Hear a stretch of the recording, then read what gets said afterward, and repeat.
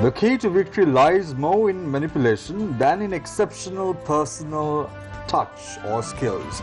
Good evening and welcome. This is Face the Nation. We meet you once again at 9:35 p.m. right here at our studios in Colombo. This is the Newsfirst Center.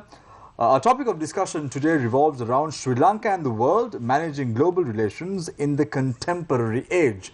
Joining us this evening to discuss all this and more are Harim Peiris, former advisor to the Ministry of Foreign Affairs, Dr. Athulusiri Samarakon, senior lecturer in politics and international studies, Open University of Sri Lanka, Kusum Wijayathilaka, foreign affairs analyst, Dr. Srimal Fernando, advisor as well as policy strategist. So let's start off tonight's show with Harim Peiris, former advisor to the Ministry of Foreign Affairs.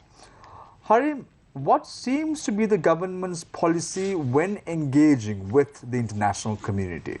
Your time starts now. Well, Shamir, I think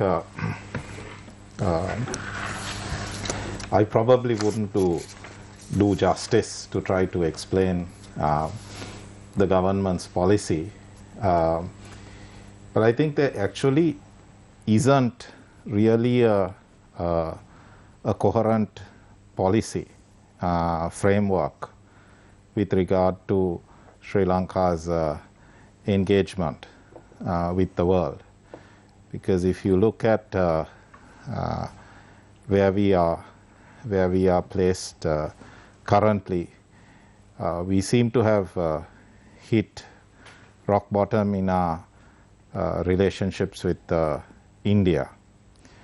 Doesn't look as if our relations with our key trading partners of the EU, the US, the West in general, is particularly good either.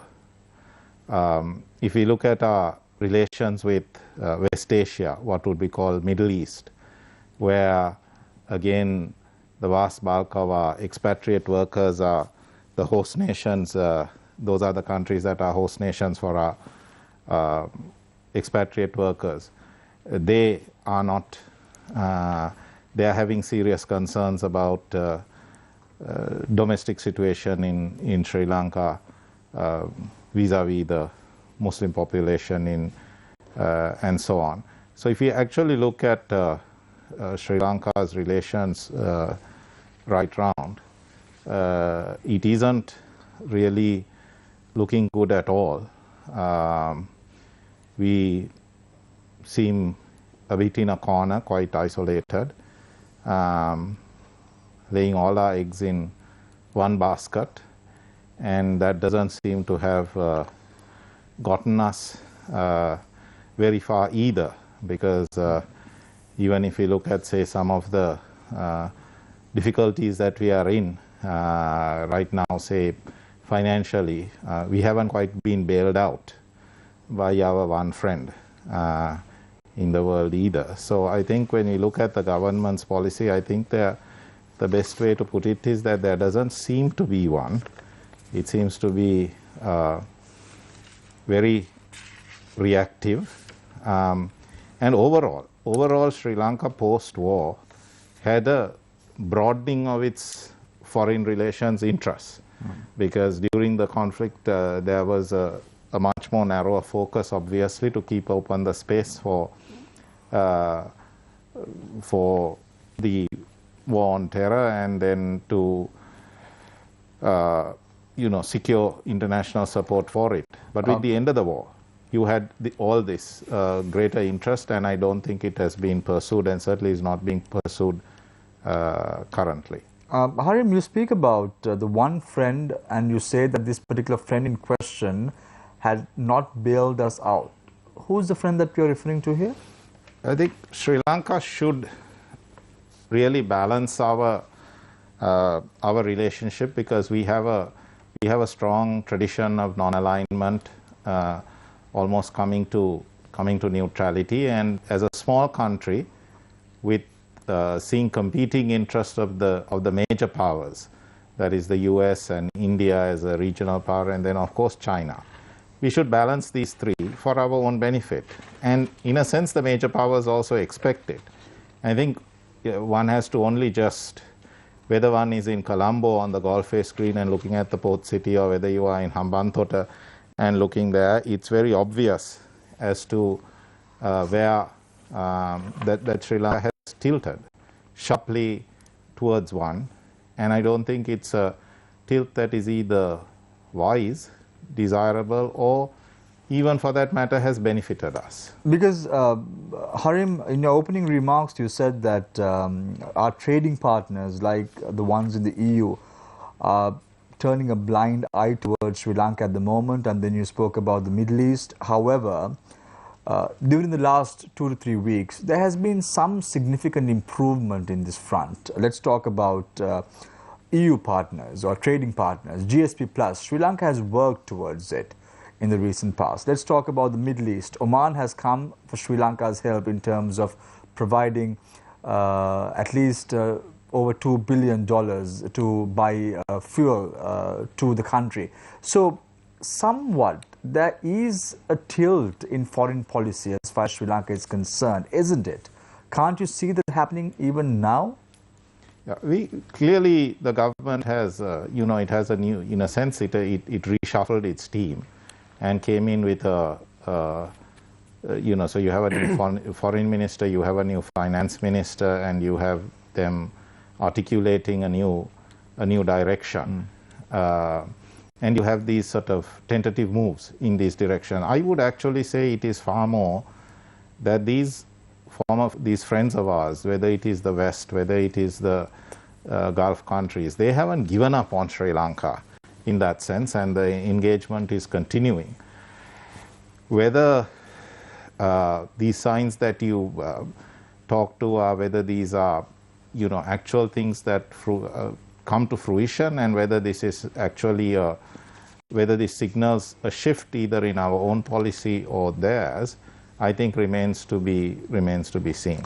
Harim, you were working with Minister Manga Samarveera for 2 years as the former advisor to the Ministry of Foreign Affairs. It was a very West-centric policy that was adopted at that time. That does not necessarily mean that we cut ties with India or even China for that matter. There were discussions that were taking place. Prime Minister Ranil Wickremesinghe, right after he taking oaths as the Prime Minister of the country, his first visit was to India as well. So there was concrete efforts being taken at that time. However, there were no FDIs that flowed into the country just because of that attitude or that policy direction the government took. We were begging for foreign direct investment. We were scraping the barrel in terms of FDIs. We were in a dilemma even then. However, now there seems to be some progress made, isn't it? Can you just direct your finger at the government and say, guess what? They're not doing their job right? No, actually, if you look at FDIs, you didn't have, you may not have had the Fortune 500 companies coming. But if you look at the BOI statistics, you actually had a significant uptick in FDI, sort of 2015 to sort of 2017, 2018, and so on. It was the lowest for 10 years. FDIs were the lowest for 10 years. Not even after the war we experienced so much of low FDIs in the country. Sri Lanka has a, currently Sri Lanka competes in the global marketplace for FDI, competes probably with countries such as Vietnam, Bangladesh, countries that are lower cost bases for the kind of industries that we are engaged in. And so there is a necessity for Sri Lanka to address some of the structural. When it comes to FDI, it is not purely foreign policy, but it is also economics, and it's a commercial argument. What are the industries that you are trying to attract? Do we have the pool of do we have the pool of people and the human capital towards it? So there are a lot of other issues that are also at play when it comes to FDI. Harim, can I safely say that we failed as a nation then, we are failing as a nation now in terms of our engagement with the international community? Can I safely say that? I think Sri Lanka needs to think about a post-war strategy of engaging with the world, recognizing that the world is rapidly changing. It has since changed with COVID as well, and the global economy and so forth. And realistically, Sri Lanka's foreign policy and engagement with the world did not significantly change after the end of the war. And there were attempts at making that shift from 2015, and I think a new direction was begun. However, all of that was rolled back subsequently. Harim, the war has ended. It has ended 12 years ago. Why are we still discussing about it when engaging with the international community? Is that the way forward? Post-war strategy is all well and good, but that has to be kept in the past. This is a new era that we are looking at. We have to move forward in this contemporary age. Why are we holding those wounds and talking about the conflict then and trying to move forward? Doesn't make sense, does it? I think it's exactly, when you look at the foreign policy is ultimately determined by your national interests.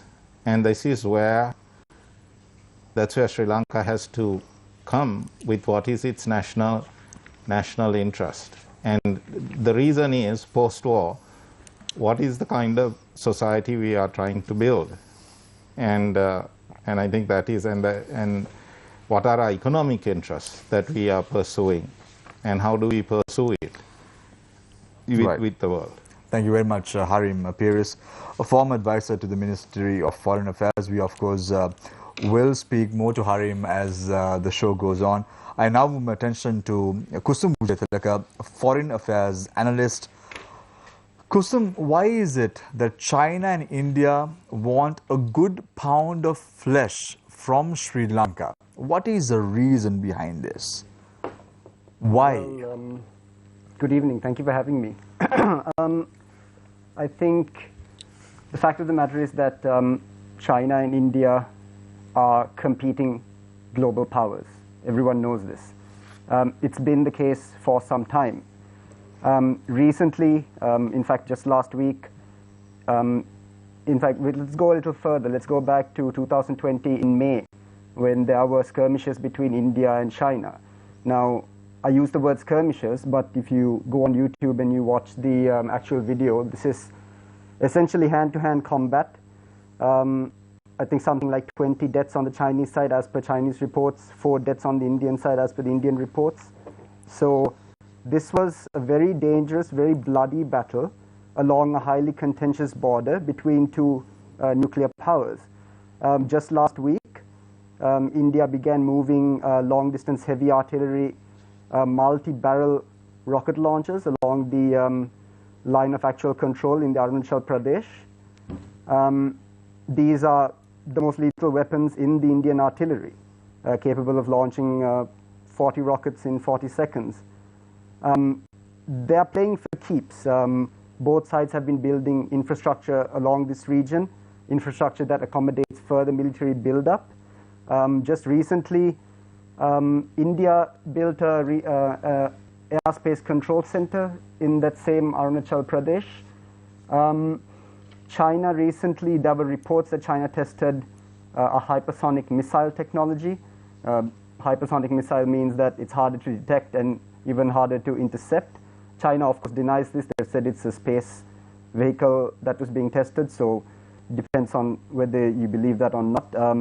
China's also has a new law that strengthens the People's Liberation Army's work in that area, where they now can work with civilians to build sort of a social cohesion between the people of that area and the Chinese. So I think Sri Lanka and Sri Lanka's foreign policy finds itself in the midst of a tempest, if you will, of tension between a number of superpowers, China and India included. And I just want to pick up on something that you discussed with my colleague Harim. In terms of Sri Lanka and India's relationship, I think the elephant in the room is the 13th Amendment. We spoke about the post-war period. During the post-war period, Mahinda Rajapaksa himself, just after the war, spoke about implementing the 13th Amendment. He said 13 plus. Well, I mean, I don't know if he specifically referred to 13th Amendment plus, but I know that consistently anyone from the Rajapaksa regime, even though, I mean, again, if you go on YouTube, I'm sure you've seen the reports, there are speeches being made talking about the 13th Amendment, how it's not acceptable to Sri Lanka, how it's an Indian export to Sri Lanka, etc. But the official narrative from the Rajapaksa regime, from the Pohottuwa regime, has always been, we will implement the 13th Amendment. Now, I think it's safe to say that there's a fair amount of consternation around this. There's a bit of a gap between what is being said officially, what has been promised to the UNHRC, for instance, versus what the internal mechanics are. I just want to mention one more thing in terms of Sri Lanka's current policy. We saw the Milinda Morogoda bait and switch. I call it the bait and switch because even though it seemed as though the Gotabaya Rajapaksa regime did not have a plan, I think a semblance of a plan has revealed itself in Mr. Morogoda's visit to India. Why I called it a bait and switch is simply because we are trying to get India to give up on the 13th Amendment with economic and other incentives. Now, it may have seemed like a good idea to some of the president's advisors and his foreign policy team, but I think it was a miscalculation. And judging by what's happened after the Morogoda visit to India, judging by the recent visit by high-ranking foreign experts from India, I think it was the foreign minister and the foreign secretary have come to Sri Lanka, there haven't been the kind of displays of unity and cohesion that we would expect. And I think this is not a surprise considering everything that's happened since the new regime came to power vis-a-vis India. Kusum, if we are to rely on a country, on a nation at the moment, can we rely on India or should we rely on China? Who must we choose? Well, I think that's just the point. I mean, if we just had to pick a side, we wouldn't really need a foreign policy expertise in the government. It's pretty obvious to see China is investing in Sri Lanka. No matter what Admiral Columbagate, the foreign secretary, says or has said in the past regarding non-alignment or neutrality, the fact is that Sri Lanka's policy aside, by deed, we seem to be more aligned with China. Now, there's no getting around that fact. So, I mean, this is obviously going to cause, because we are in India's traditional sphere of influence. We are not in China's traditional sphere of influence. So, China is projecting its strength, projecting its economic might, and its further entrenchment in Southeast Asia through Sri Lanka. Kusum, having an election right now, having a provincial council election at the moment, is going to be very disadvantageous to the government, given the fact that there is a lot of issues plaguing the nation at the moment. It may be the teacher strike, it may be COVID-19, it may be the government's will in prioritizing projects and taking it forward. Because of these reasons, and even the fertilizer issue, which constitutes to 30% of the population in Sri Lanka as farmers. So this is not the time to have an election at the moment. However, as you just mentioned before, we've had the political hierarchy visiting Sri Lanka subsequent to Milinda Morogoda taking office in India as the cabinet-ranked ambassador. Still, for all, they've been pressing Sri Lanka to hold provincial council elections immediately. They say it is important and imperative that the government looks at the 13th Amendment to the Constitution in full. Do you think the Gotabaya Rajapaksa administration is going to heed to these orders? Do you think? I think we should look at it in a different way, Shamir, if I may, because we can look at them as orders, but the fact of the matter is that we have a 13th Amendment.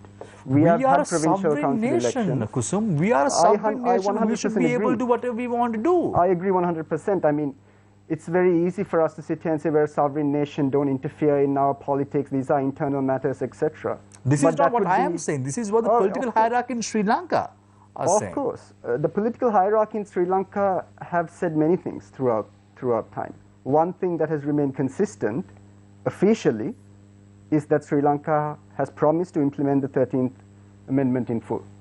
Now, if this government has a separate idea, they should articulate that more clearly to the people and say, I don't. President Gotabaya Rajapaksa recently said, we have to urgently understand the strengths and weaknesses of the 13th Amendment. The 13th Amendment that's been around for decades, right? So this is all sort of a strategy to buy time. Buy time to what end, we don't really know. Right. Thank you very much, Kusum Vijaythilaka, Foreign Affairs Analyst. I now move my attention to Dr. Srimal Fernando, Advisor and also Policy Strategist. Dr. Srimal, do you think the intentions of India right now is to ensure that Sri Lanka does well? Because if you look at the past, India has never had the genuine intention to get Sri Lanka out of the rut.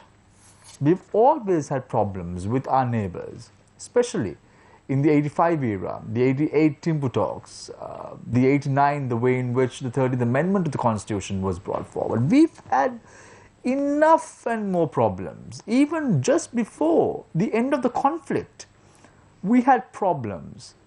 We saw the manner in which how Chandrika Bandaranaike Kumaratunga, at a time when the war was on the verge of being ended, it could not have been done because of the intervention of India. Now we are in a dilemma, aren't we? Aren't we on the ledge right now? Do you think the Indian government is genuine with their efforts to make sure Sri Lanka comes on top? Shamil, many thanks for inviting me. I think India wants to see that Sri Lanka is a stable nation, and it has proved in the past, and it will prove in the future also. Our historical bonds and ethno and political cultural bonds with India goes back to 2 millennia. I mean, coming back to your point about during the conflict period, if India wanted a separate nation, why should they rebuild the 150 kilometer, $800 million railway line from Vaunia to Jaffna, and reconstruction programs and resettlement programs in the north? Even now, even in the recent past, more than $2.5 billion worth of aid has been provided to Sri Lanka, and it's a stabilizing process. And even currency swaps, which is happening even during the President Gotabaya Rajapaksa's time, and the recent visits by Foreign Secretary and also the military general for a 4-day visit, are things that are showing the solidarity and the neighborly relations. It but also goes. Dr. Srimal, let me interrupt you for a second here. Yeah. However, don't you think that India has also been selfish? Because when the administration of Ranil Wickremesinghe, at that time as a Prime Minister, gave the Hambantota report to the Chinese, India was adamant that they get also part of the eastern harbour written under them. They were adamant. They wanted a pound of flesh from Sri Lanka. If I refer to the Hambantota report, it's a security issue when it comes to the Indian Ocean Rim. India is the superpower. I mean, it's a regional power. So in your backyard. But this is our waters. We can do whatever we want. There are two points in this.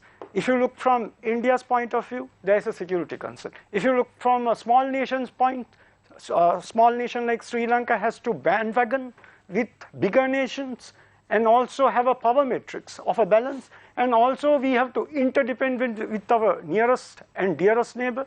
Even small Maldives we have to depend, because 40% of Maldives Sri Lanka trade goes from Sri Lanka. So we still have to depend, even though it's small. I can't understand what you're trying to say, because you say that India wants Sri Lanka to be a stable nation. You said that before. Yes, of course. However, you have Indian fishermen encroaching Sri Lankan waters and fishing. A selfish move. That is a policy level decision that India and Sri Lanka has to have a mechanism which under the new government they have implemented something called country strategy, which they are trying to discuss and have a cooperation, and there should be understanding between the two countries, as well as Tamil Nadu and Sri Lanka, northern province has to discuss these matters and come to a settlement. So, no, but these waters are is ours. We have the right. Our fishermen have the right to go and fish, not Indian fishermen. There's no doubt about that. But how do we have a balance when a bigger nation has a these type of things have been happening not only in the Sri Lankan waters, it has been happening in the Chinese waters. If you go to Vietnam, Philippines, the same thing. But smaller nations or middle powers have to have a mechanism, policy level way to sort out things. Now, Sri Lanka can easily discuss with Tamil Nadu Fisheries Department or state level and come to a agreement of giving a license method, which I don't know. This is a ocean related issue, which has to come from the point of Department of Fisheries. They are more experienced on that with both countries, knowing the historical facts. So this has to be done. If we only speak about the fisheries issue, it's only about that. But if we go beyond what you're saying, India is not selfish, because India has 29 states, and Sri Lanka, if you take the majority Sinhalese, have a relationship with Kalinga and Orissa, and also Tamil Nadu and all, we have relationships. So India or Sri Lanka cannot break these bonds. We have to be practical and realistic. Even India has to be. If India wants to emerge as a regional power, it has to depend from smaller nations who are in the southern border. Sri Lanka and Maldives. And Sri Lanka and Maldives are choke points when it comes to the Indo-Pacific realm and also the Indo-Pacific policy, right? And India is a partner of United States in this Indo-Pacific realm. So if it is security concerns, India and United States have to depend from smaller nations. But Kusum, so it's an interdependent policy. Yeah, but Kusum, now let's take a look at China for an example. Because the Chinese couldn't connect a railroad from the Chinese provinces right throughout the Indian border, they had to come to Sri Lanka. And that is how the one road, one belt initiative came into play. Because India was not allowing China to build a rail track within their borders. That was the reason, isn't it? You're referring to me? Yeah, you, Srimal. About building a railway track. I mean, when it comes to Sri Lanka building the railway track. So Sri Lanka was the guinea pig? You know, because India has interest in the northern and north and eastern province, because majority of north and east province ethnicity is Tamils. So, but India didn't want to break the nation into two. This is a matter of stitching. This $800 million railway track, 154 kilometers. Srimal, I am not the one. Which was a deal. I am not the one who spoke about the federal solution to the Sri Lankan ethnic problem in the country during the war. It was not me. Yes. It was the Indians who proposed it. The 13 and that was not workable for the Sri Lankan government at that time. They did not want a federal solution. So after the Vadukode resolution in 1974. And the unfolding cycles of violence created self-interest and self-justification for the people of Northeast. And the 5 peace talks, whilst also with the Thimphu talks, came out with this solution, which gives more autonomy and more powers to the regional people of that area. So that was a solution, and that's how the 1987 manifestation came with the Indo-Peace effort, but which intervention is not accepted by any forces. But the solution in this drafting of giving more autonomy, who owns the land, who owns police forces, who owns economy, these are key things that will manifest and unfold in the coming years. Yes, it has taken 30 years. There is a provincial council system. More powers are devolved to the areas that are required. Earlier it was only centralized, and now even we have a northern provincial council. There are ministers, more economic powers, more land powers. When these things are coming, models like Canada, Quebec, sort of things can happen. But that model, Srimal, may have worked in India. No, that model may not necessarily work in a country like Sri Lanka. I didn't say that federal is accepted, because it's not still accepted by the majority, because it's about land rights and police rights are the key fundamental facts which are being negotiated. Who gets the police force in the north? Are you for giving police rights to the provincial councils?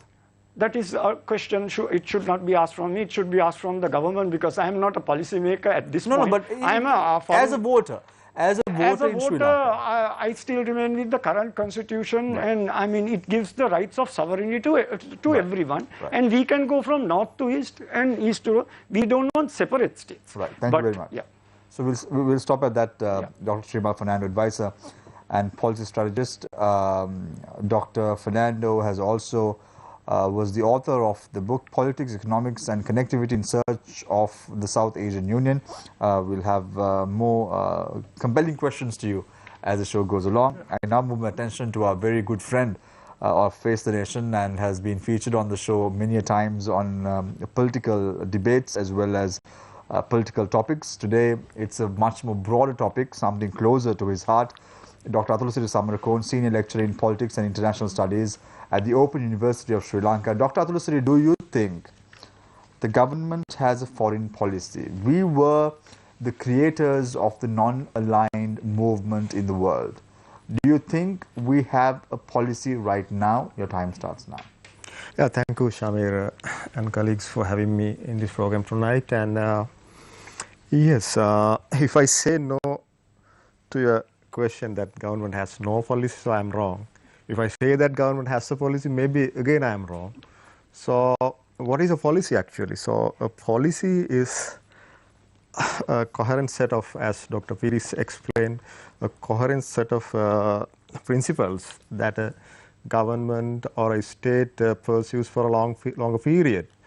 So when you analyze Sri Lanka's foreign policy from a theoretical perspective, Sri Lanka has a policy. Maybe this government has drifted or deviated from that policy a bit, but still there is a policy. So theoretically there is a policy.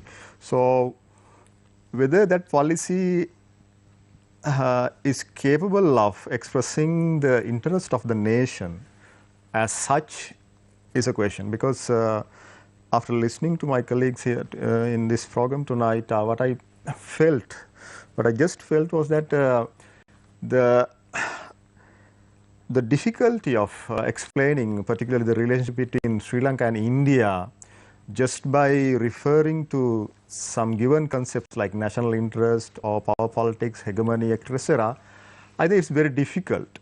And as Mr. Fernando rightly highlighted, there is much more than to do with to talk about the power game between the nations, because when it comes to the existence of a nation, so it has to do with the environment, the existing environment in the region or in the world. So we have been existing for say for 2,500 years maybe, right? But with a big land mass, with natural power.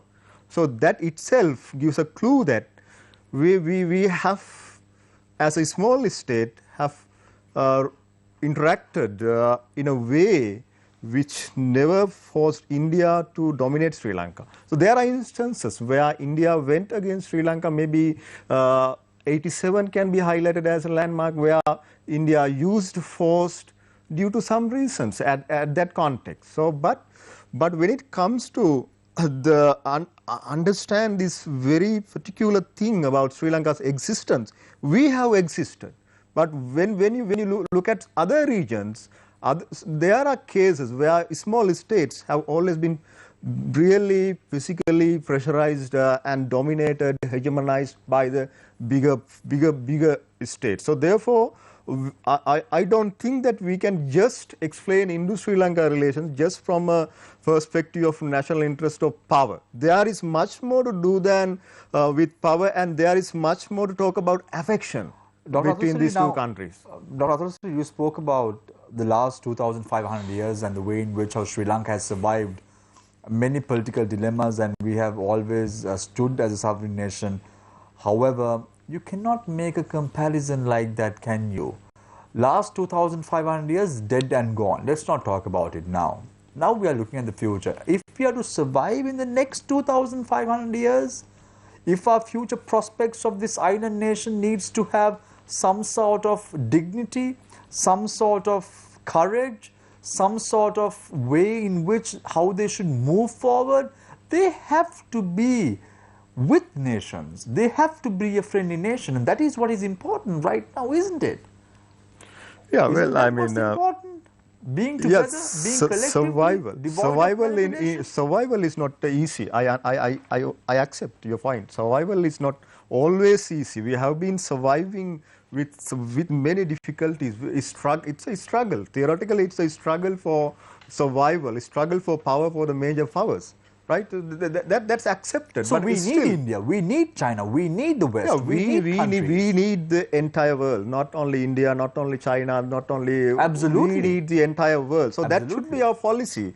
But priority, what should be the priority? Priority should be your neighborhood. Whether we accept or not, priority should be your neighborhood, because other countries are far away. US is far away, China is far away, and Russia is far away, and India is just, few kilometers away from us. If India wants, anytime it can just, with a small effort, India can dominate this nation. But Dr. Abdullah, we don't even have a proper free trade agreement with India at the moment. No, we signed some free trade agreements. Under we have CBK signed, government, etc. We have signed several free trade agreements. But none of them has borne fruit.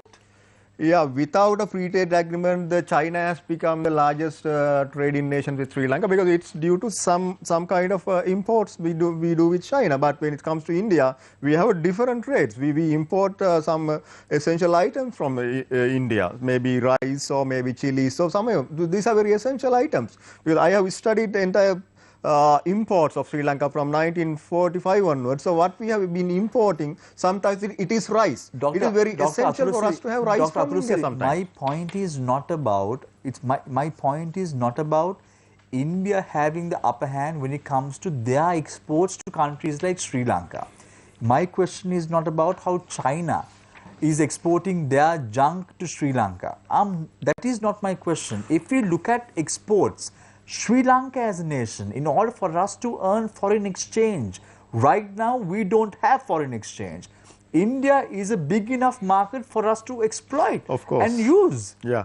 Why are we looking elsewhere? If you are saying, I accept that. Samir, I accept. India is our neighbor, they should help us export our goods to your country. Help us work on the niche markets in India. Help us exploit every opportunity that Sri Lanka can get as a nation to a big country like India. That doesn't happen. Yeah, that actually, you are really right there, because now where have we went wrong if there's a larger market just, few kilometers away from Sri Lanka? So why we have not been able to exploit that? Is it because of India's problem or Sri Lanka's problem? Is it a domestic problem or an international issue? Right? So we have to look at the domestic scenario then.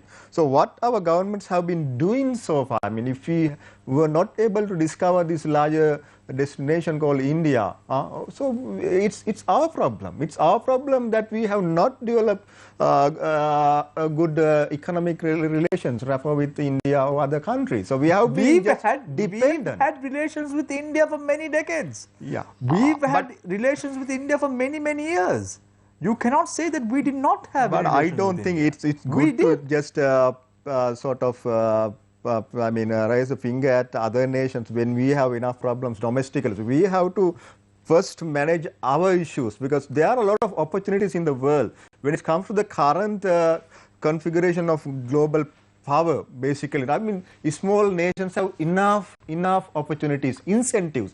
But one thing is, you have to be very mindful about these incentives. Now, when it comes to China, India, US, so they always provide opportunities. But you have to make the right choices. You have to make the choices that your nation should be making. So therefore, I always find the fault with our government. So our governments have to play a larger role when it comes to sort of design the policy to the external world, your external policy. So Dr. Abdullah, who did it better?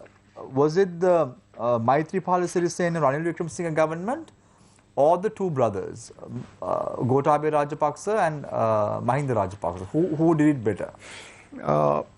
difficult question, but when it comes to when it comes to Rajapaksa, so these days, Dr. Athosiri, there is always talk about in Sinhala they say "Kaudu hondarama kare."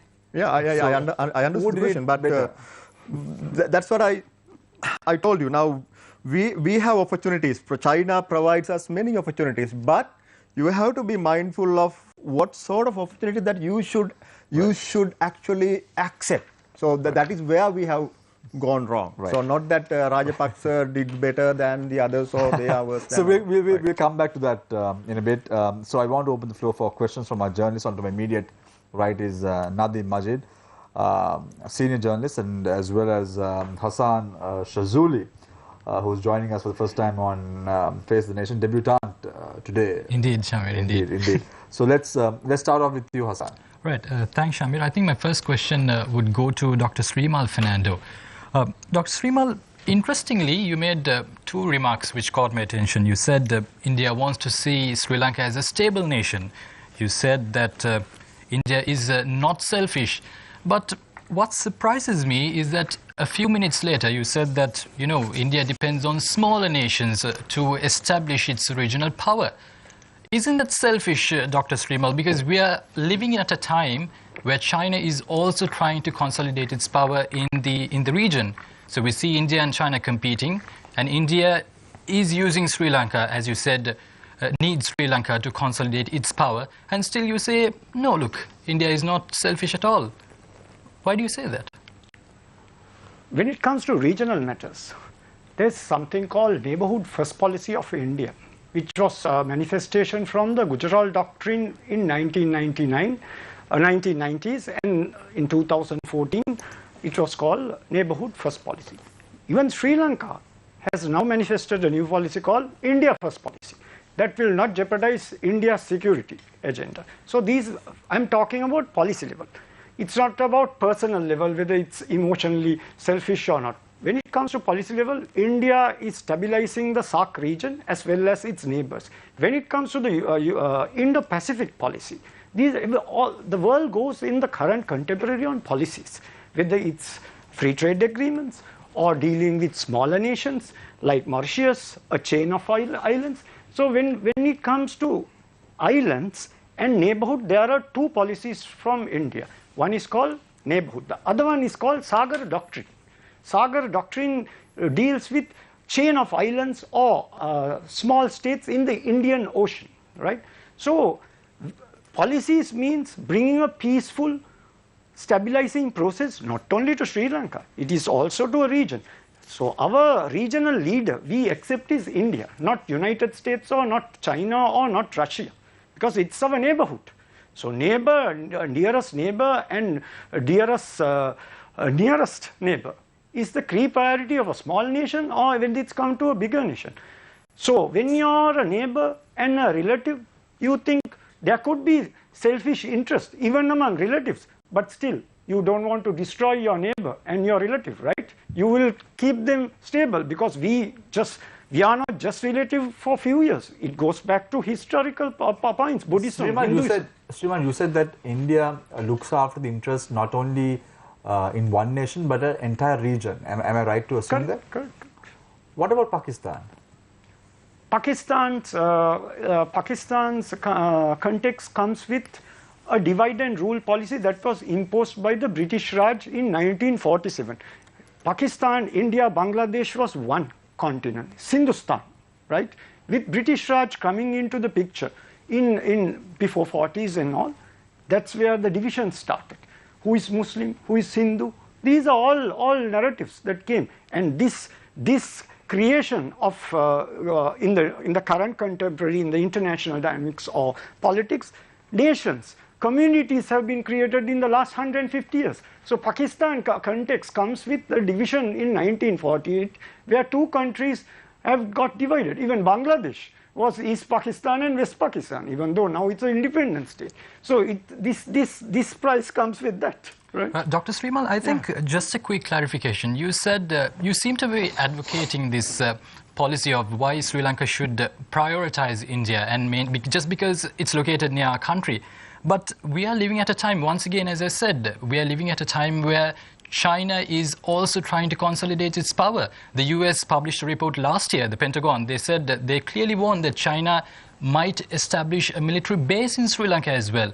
And we are living in such times, Dr. Srimal, but still you say, look, India is not selfish at all? The point is, just we will start in the last 70 years. Starting from Bandaranayaka principles of new foreign policy manifestation of NAM principles came with South-South cooperation, right? Because if we are relating just to one point, we have to go to the historical relationships, right? Who were the key leaders of NAM? It was Indonesia, India, and the other partners from South-South countries. With that only, we see a stabilization process for our small nations also. Now, when it comes to trade between India and Sri Lanka, it's about $5.2 billion in favor of India. Yes. Also, when it comes to tourism, before pandemic, nearly 400,000 Indian middle-class tourists visit Sri Lanka, right? So it added to the $4 billion tourism economy of Sri Lanka. So if it was not, if they were selfish, they won't be sending tourists and having free trade agreements like Indo-Sri Lanka agreements, giving free access to a 1.3 billion market in the Indian subcontinent. But Dr. Srimal, I need to interrupt you here. Yeah. Sending tourists to a country is not done as a project of the government. You know, the Sri Lankan government doesn't come out and tell, hey, look, these are the countries that you have to travel to just because we need to maintain good ties. The Indian government doesn't do that. If I point to that, it's not about tourism. I just told one aspect of the economic component and the bilateral relationships when it comes to economic diplomacy. Srimal, tell now, you said that we have access to 1.3 billion population in India. The consumer market. The market through the Indo-Sri Lanka agreement. I agree with you. I agree from with you. 2000. Yeah. These are policy. Understood. I'm talking only policy, Yeah, no person. understood. Yeah. Tell me two Sri Lankan brands in India. Telma. If you go to Delhi, No, I stay in Delhi. I used to stay, till 2020 end, I used to stay in Delhi, right? After the pandemic, I had to come. I see Delma boards in Delhi, even if... That is because Dilma had a campaign in Delhi a couple of years ago with Kumar Sangakkar on the advertisement as well. Okay, and even you would have seen some adverts there. Even Damro having furniture shops in Tamil Nadu and all. So you asked two brands, I told. I don't know all the details. Is that 1.3 billion market? Is that tapping to 1.3 billion? Can I name 10 brands that are Indian related in Sri Lanka? Correct. But it is a starting point. When you bring a policy, whether it's this government... historical data, we've been dealing with India since 1970s. Yes, Paripu Dal, all things come, and even Bajaj three-wheelers, there are 1 million three-wheelers in Sri Lanka, which is bringing absolutely. In the end, it's about the bread basket. A three-wheeler driver earns about 1,000 rupees because of Indian Bajaj, right? Or Mysore Paripu Dal coming to Sri Lanka, it brings the consumer market prices down, right? It cushions our economy, right? And yes, we are still an import-oriented economy. No, well, just give me one point. Now, if Sri Lanka is to produce Mysore Dal or a Bajaj, what will be the cost?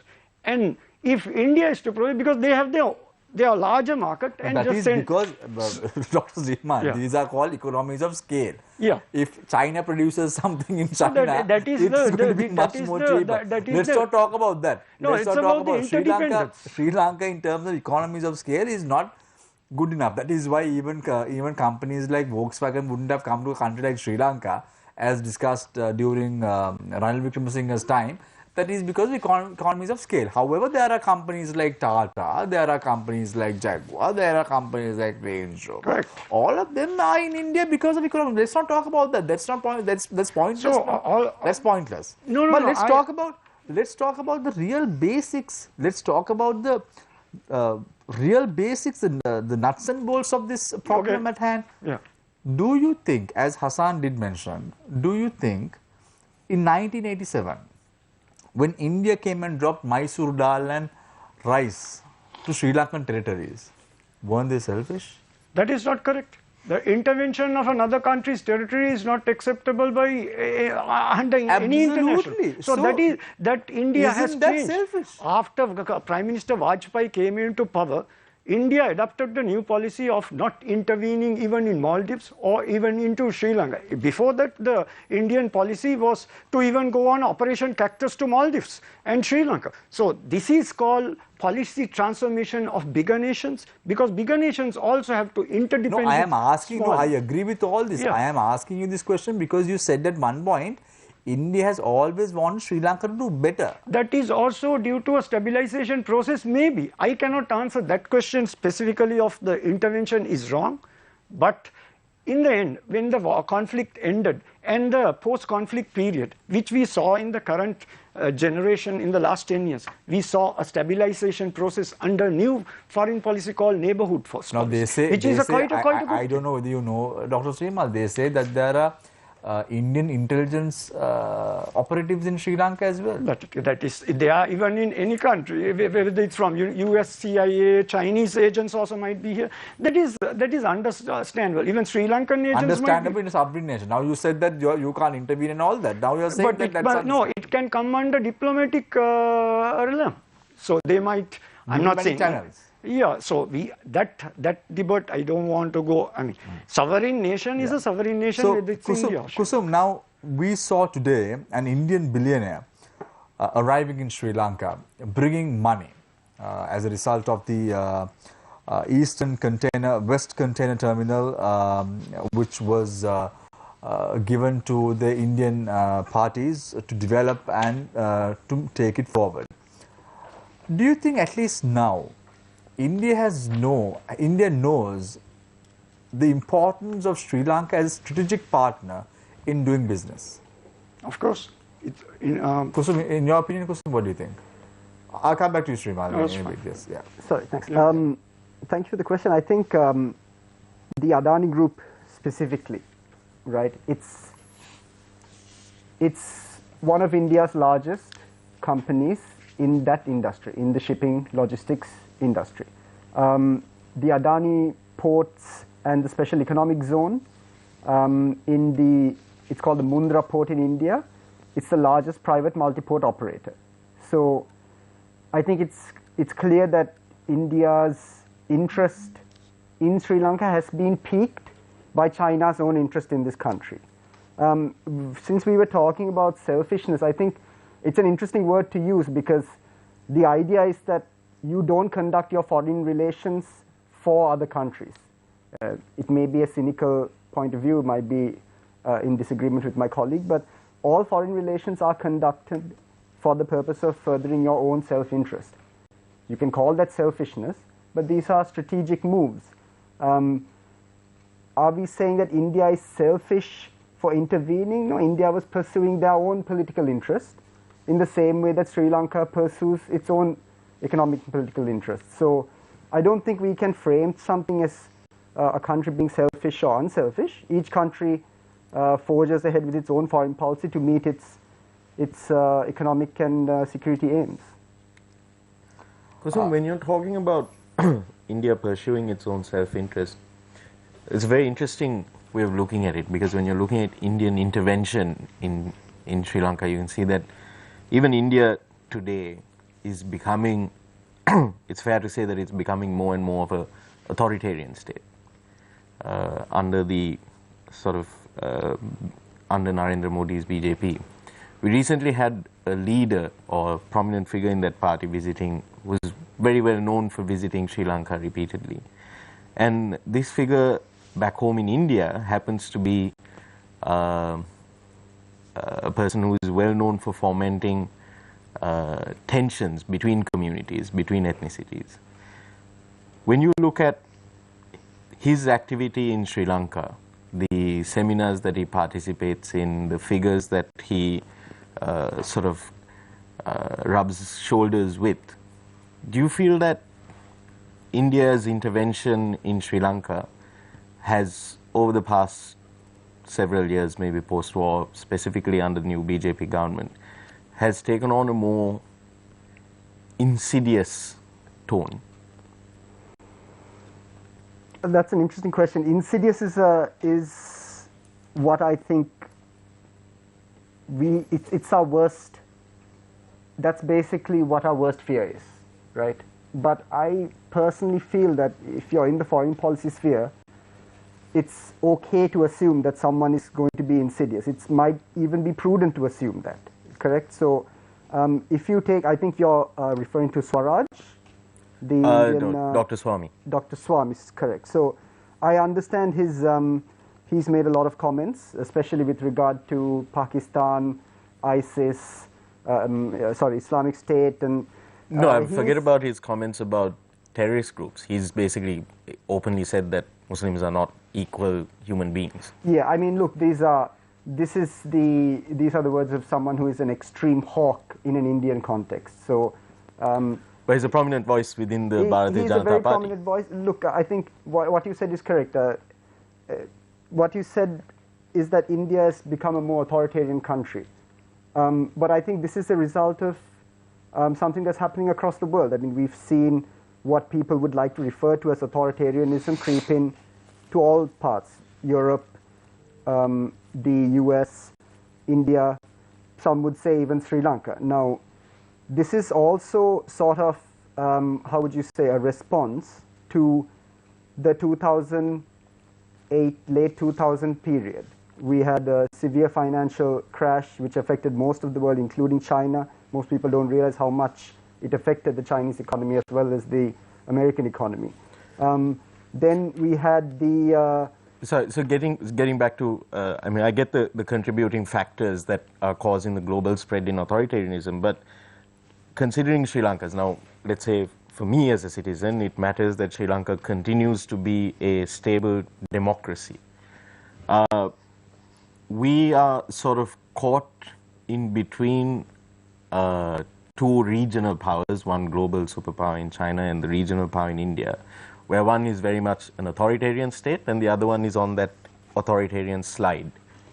And sort of in the agreements that are being struck, the nature of the way in which Sri Lanka is doing business with these countries, we see that sort of authoritarianism slip into or infect our own systems as well. So how do we safeguard against this? Well, the best and only safeguard against authoritarianism is democracy. And India, as much as we say it's shifting towards authoritarianism, it's still an extremely vibrant, extremely efficient democracy. And Narendra Modi, much like Xi Jinping, I don't think we should take anything for granted. Even Xi Jinping, they're all vulnerable in some form or the other. Narendra Modi himself, I think it may have seemed comfortable, but I think the elections were anything but.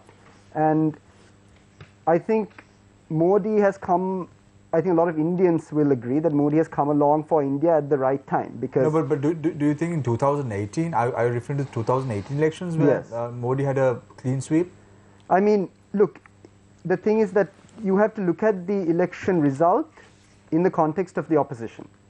And for an opposition that wasn't so great, I think based on the campaigning, and this is just outside perception, there was a certain amount of... that was a clean sweep, Kusum. It was, but it was a very aggressive campaign by Modi, which I think signals something. It signals that they may not necessarily, because whatever happens, Modi has to now, he has to show strength in this region and internationally.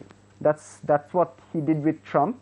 That's what he's doing in Sri Lanka. In fact, when we talk about the Adani port, it was only a few years ago, I think prior to 2018, that Modi made a very interesting comment in a Sri Lankan context. He said that India would look at developing a port off the Great Nicobar Islands, which would be another transshipment port, which would be in direct competition with Sri Lanka's transshipment ports. So I think when you raise the point about is India being selfish, it's a fair point, but we could also ask, can India be even more aggressive towards Sri Lanka? And we know the calculus, right? We know how powerful the Tamil Nadu government is. We know Sri Lanka's own issues with our Tamil population and the minorities. We know about the Indian peacekeeping force. So I don't think that we can look at India as in isolation. India is now linked with the USA. They have very interesting relations. There's a lot of tension, but at the same time, they have to put forward a combined face to basically deflect China's interest in this region. Harim, on a separate note, I want to talk to you about, because you said that we need to sort of figure out our post-war diplomatic strategy, our post-war international relations. I want to, because it's budget time in Sri Lanka as well, so I want to really look at, whenever we're talking about the budget, the Foreign Service doesn't necessarily probably get the scrutiny that it deserves when people are talking about budgets and the expenditure heads of the ministries. Is it fair to say that Sri Lanka's Foreign Service is bloated? Not really. My understanding is that actually recruitment to the Sri Lanka Foreign Service hadn't occurred. There isn't a systematic recruitment once every so many years and so forth. And so there are certain gaps actually in terms of our cadre and the number of Foreign Service officers that we should actually be having. So but when you look at it in terms of sort of international relations outcomes, let's say, for example, over the years, the commitments that Sri Lanka has made internationally, the various summits that have been attended. Let's take, for example, if I recall correctly, you were the point person when Sri Lanka entered the Open Government Partnership. Yes. On the government side for 2 years until it was taken over by the Presidential Secretariat. We saw the president going to the summit in Georgia where he declared that, corruption and power walk hand in hand. And then a few months later, he demonstrated how corruption and power walk hand in hand through a series of actions and very questionable presidential pardons as well. So when you look at the money that we're spending on our foreign service, on the ambassadors, has it become, is it feasible? Because we're talking about a government that is now broke. We need to look at, we'll probably be going in for debt restructuring of some sort in the very near future. So when you look at the amount of money that we're spending on our foreign service, maintaining embassies in like the Seychelles, for example, can we justify those costs? If you ask me about possible cost cutting in the conduct of our foreign service, the point I would make is exactly what you broached right at the end.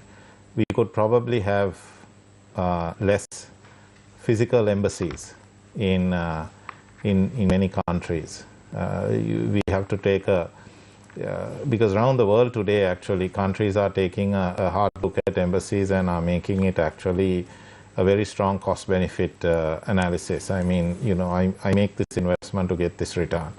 So you're right in saying that Sri Lanka has lots of embassies right around the world, physically located, whereas today, particularly with the ease of travel, it is possible to have even accredited. So this is something that the previous government actually was exploring, to have a series of accredited ambassadors who would actually be based in Colombo. And then they'd be accredited, and then they could travel, and you basically do it there, and also have many more of them clustered. It's a virtual world as well. Yes, and also clustered. So if you take, for instance, countries of Europe and so on, you can easily have, your sort of ambassador in Germany or Brussels or something to a whole range of countries. Same thing with Africa. So yeah. I mean, I think the number of embassies is definitely something that. No, but Harim, I think what needs to be understood is we are spending money on political appointees a lot. Now look at this government. Look at the ways in which ministers' daughters are at embassies. And sons. And sons at embassies. It seems that isn't what this an Shamir kind of like got to the point that I was trying to make later, is that has our foreign service basically become a training ground or playground for the next generation of Sri Lanka's sort of nepotistic party politics? Yeah, I think that political leaders. I think there needs to be, you clearly need to. I wouldn't say minimize, but a balance, or you should certainly have a preponderance of career officers or policy experts who are actually heading missions and in the embassies, while you keep maybe a very small number of slots for what you might call sort of political appointees. Our democratic system of government has political appointees into everything from statutory bodies and so forth, so you don't totally rule it out, but you do also. So it's just like in the domestic service. I mean, in the Sri Lanka civil administrative service, you have administrative officers and then you can have political appointees. You want to keep this balance, with probably the domination being by career officers or at least professionals, people with some experience in the field. And if and that swing again, I mean, I was an advisor in the previous administration. Certainly that swing was being done from 2015 to 17 with career officers, some of them who hadn't had overseas head of mission postings for quite a while, which was actually occurring, and the number of political appointees were reducing. I'm well aware that so trend has getting been back changed. to the main question, which is basically pretty much a yes or no question. Do you think that the outcomes that have been achieved by our foreign service justify the money that we're allocating from the treasury for the foreign service? Rather, even more than the money, I would actually say, has our foreign policy achieved our sort of national interest? And I think if one looks at the national interest, economically, politically, I think that is hard to see. Harim, the biggest problem that we're facing right now, with all due respect to the late Mangal Samarvira, who was a champion of human rights in Sri Lanka for a very prolonged period of time. In 2015, there were several mistakes that were committed as far as foreign policy was concerned. Based on what the opposition is saying right now, or what the government is saying right now, one of the biggest mistakes was co-sponsoring. The US-sponsored resolution at the UNHRC in Geneva was a big mistake. The government, when they were appointed, they immediately withdrew from the co-sponsoring of the resolution, and then they had a different trajectory in which to move forward in terms of fighting the allegations leveled against Sri Lanka on the human rights front. In your opinion, do you think we made a mistake then? Let me answer that question in this way, Sham. Firstly, the resolution on Sri Lanka, these are not resolutions against, they are resolutions on Sri Lanka. These are passed based on the international consensus as represented in the UNHRC, and the UNHRC roughly has about 1/3 of the members of the UN within it. So if you come to 2015, let's remember that in 2014, 2013, 2012, 2011, resolutions on Sri Lanka had been passed while the Rajapaksas were in power, and they had not co-sponsored it, but these resolutions were anyway passed. So if you came to 2015 as well, and each resolution was in a sense becoming stricter, and there was greater strictures on Sri Lanka because you were seeing non-cooperation. So really, when it comes to it's not as if Sri Lanka sort of went and brought a resolution. The reality was that at the UNHRC we were on the agenda. Don't you think, Harim, we were too quick to do that? We were on the agenda and a resolution was going to pass. The issue really was, is Sri Lanka going to cooperate with our friends in the international community, partner together with issues of concern, and cooperate and work together using, together with our friends, or not? But this was against the demands that were made by the then UN Sri Lanka's permanent representative to the United Nations, Ravinatha Ariyasinghe, pressing the government back then to relook at its policies. This was published on the newspapers very vividly, and then Ravinatha Ariyasinghe became the Secretary to the Ministry of Foreign Affairs as well. This was him saying, Minister Mangala Samarvira, let's relook at our strategy, let's relook at our policies. But Minister Mangala Samarivira is very adamant that we need to co-sponsor the resolution, and that is why, based on the government at present, we are in this mess right now. So I disagree. Firstly, whether it comes to Ambassador Ravinath Arya Singh or myself, who was advisor, or any of the other experts and ambassadors and senior officials that were involved, we could all advise, we could all have our views, we could all have our opinions, and these would be expressed and they will be distilled and so forth, and then finally political decisions are made.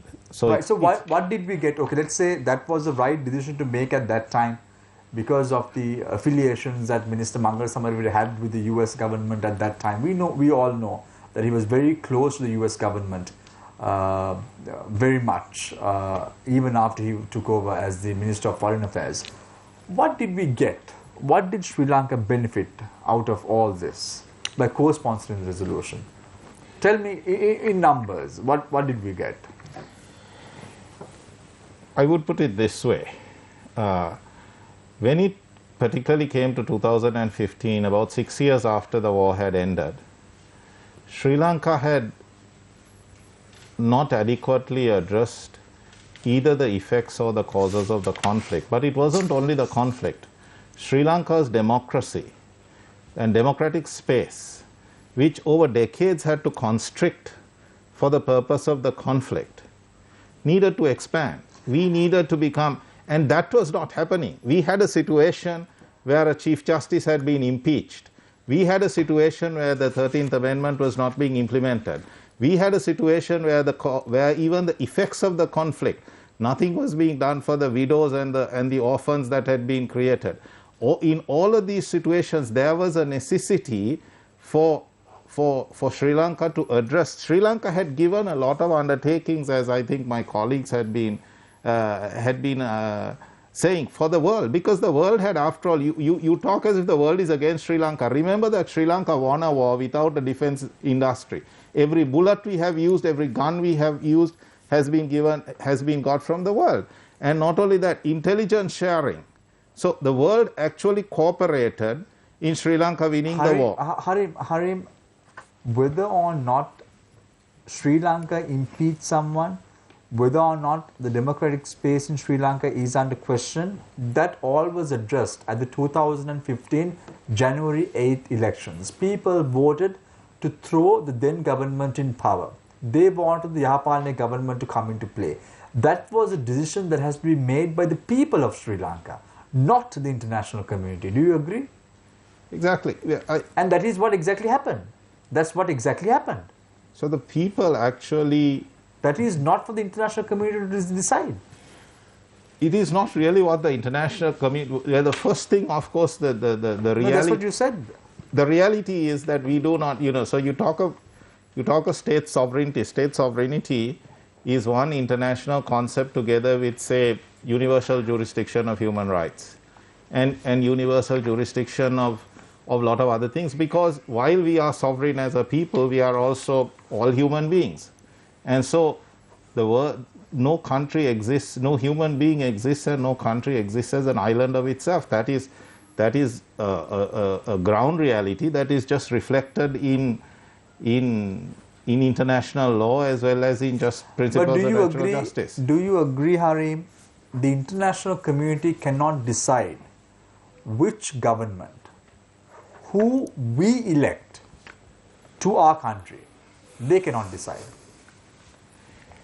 Firstly, when it comes to also, definitely the international community does not decide on who we elect, and this is why it's very important that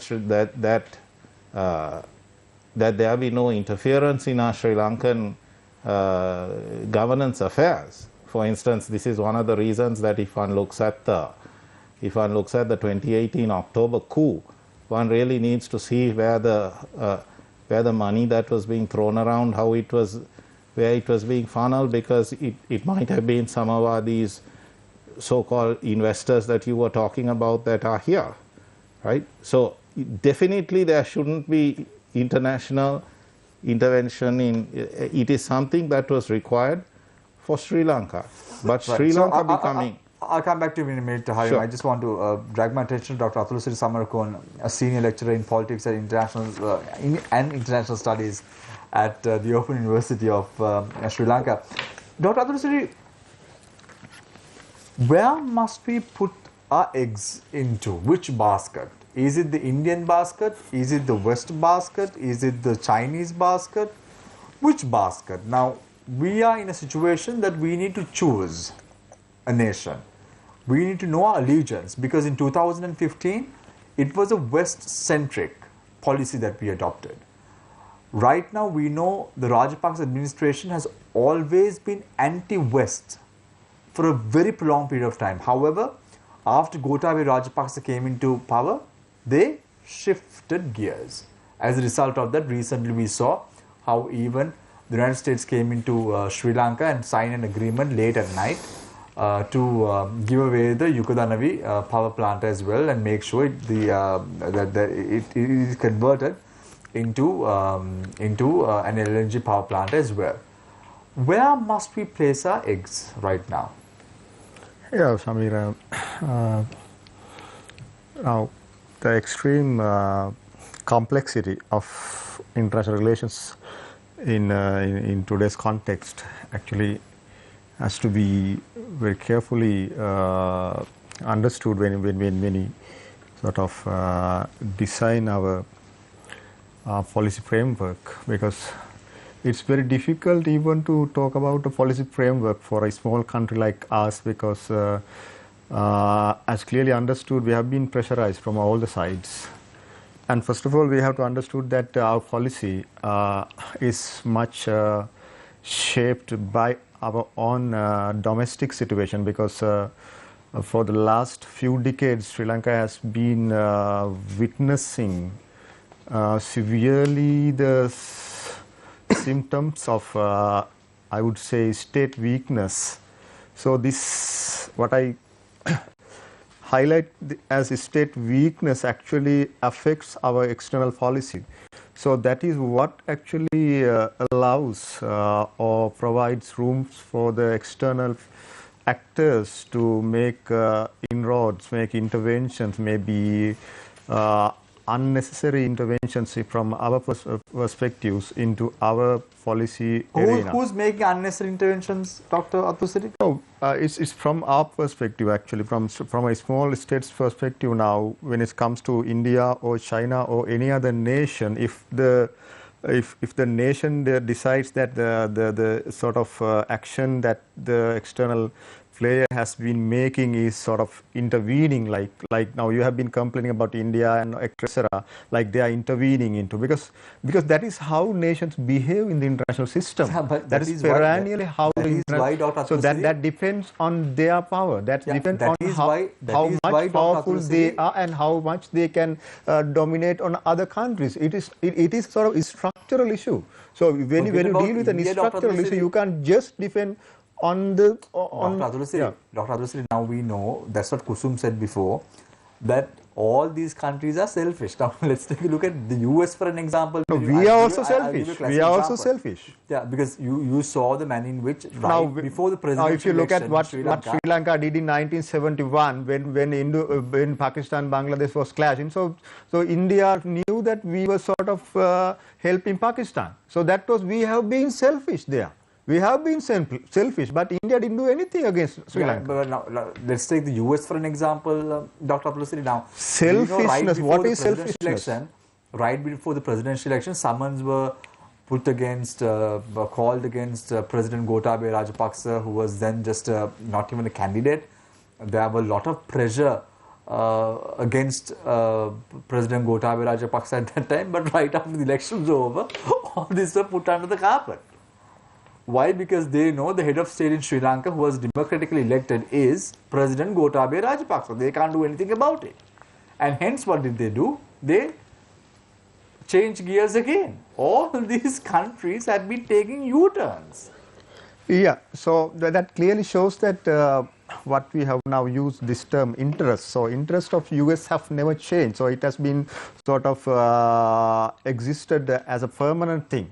But I don't buy that as permanent. The nations have permanent interests as such. But nations have, I mean, basically nations, all the nations, all small nations, they want to survive. Whereas the bigger nations, greater powers, they want to sort of expand more and more. That has been happening throughout. But look at the current context. If India wants to expand, just do we suggest that India is having an expansionist policy, or China is having an expansionist policy? Yes, well, they are having such policies, but look at what they are doing. They are also trying to sort of survive in a capitalist economic system. Right, so we just not survive in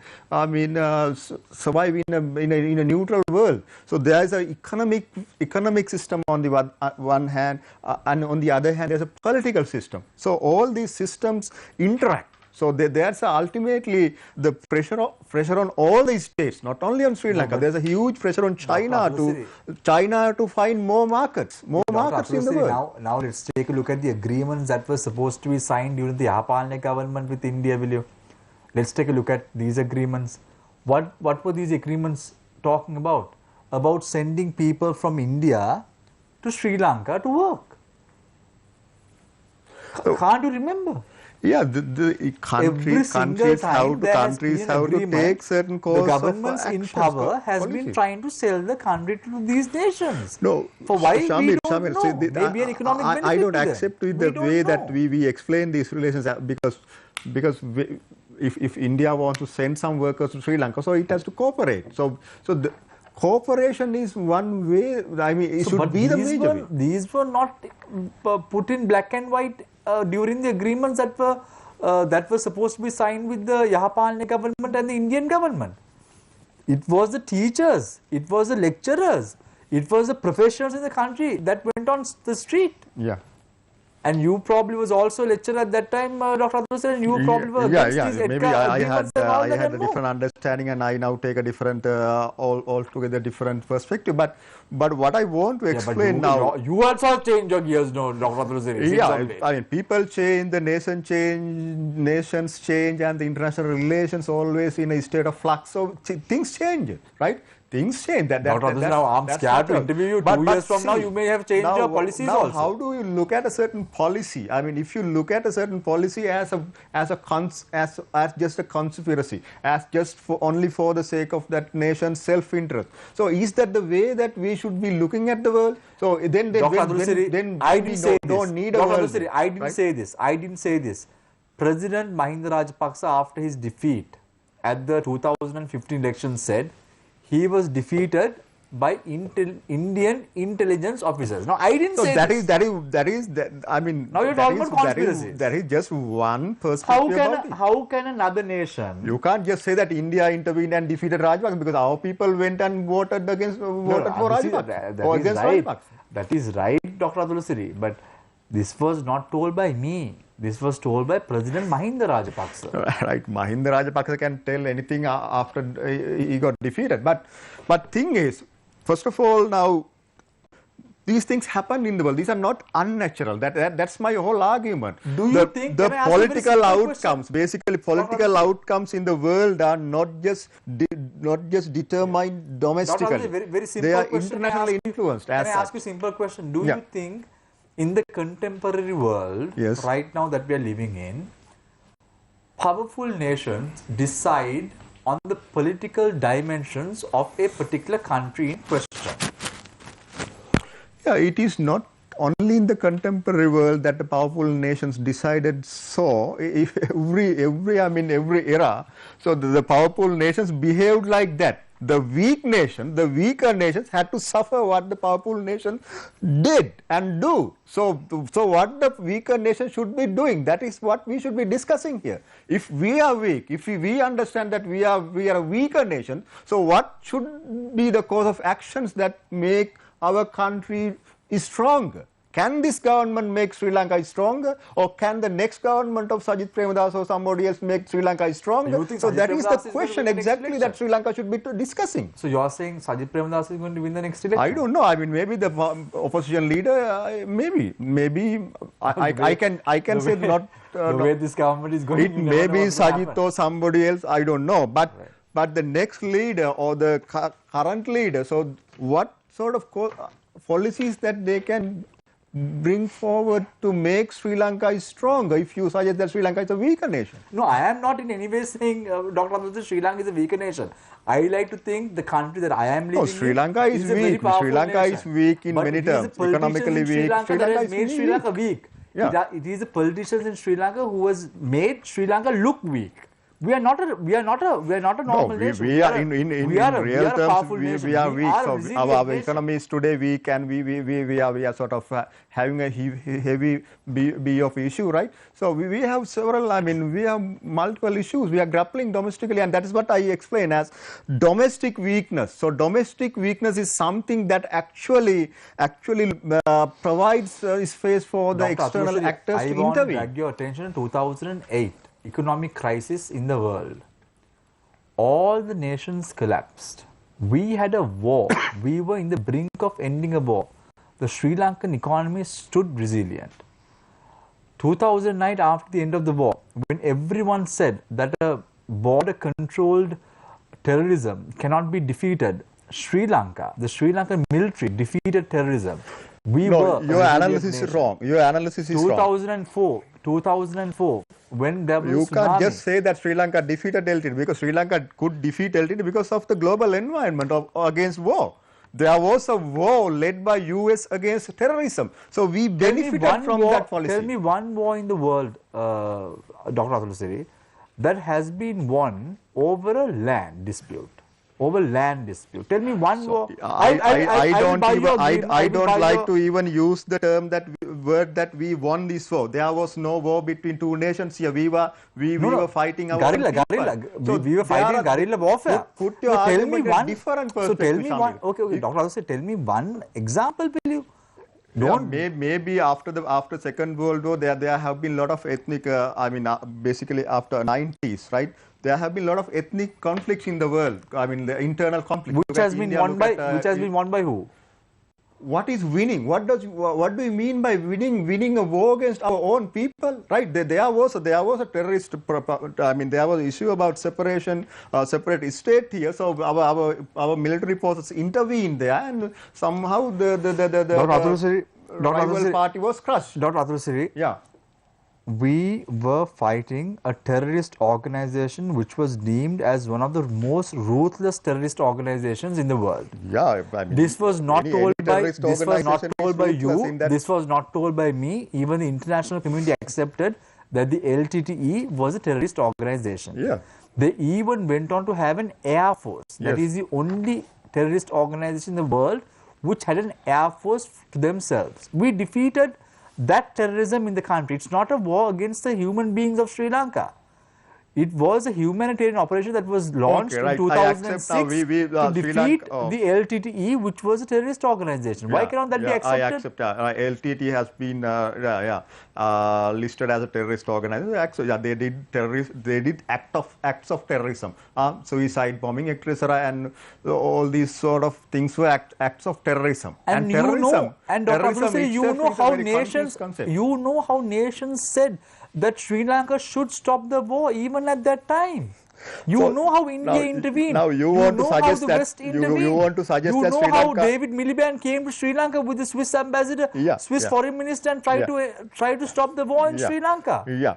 So there was international intervention even at that time. Because of strong political leadership in Sri Lanka, we were able to defeat that terrorism. And today you and I can have a conversation in the studio without a problem because of that reason.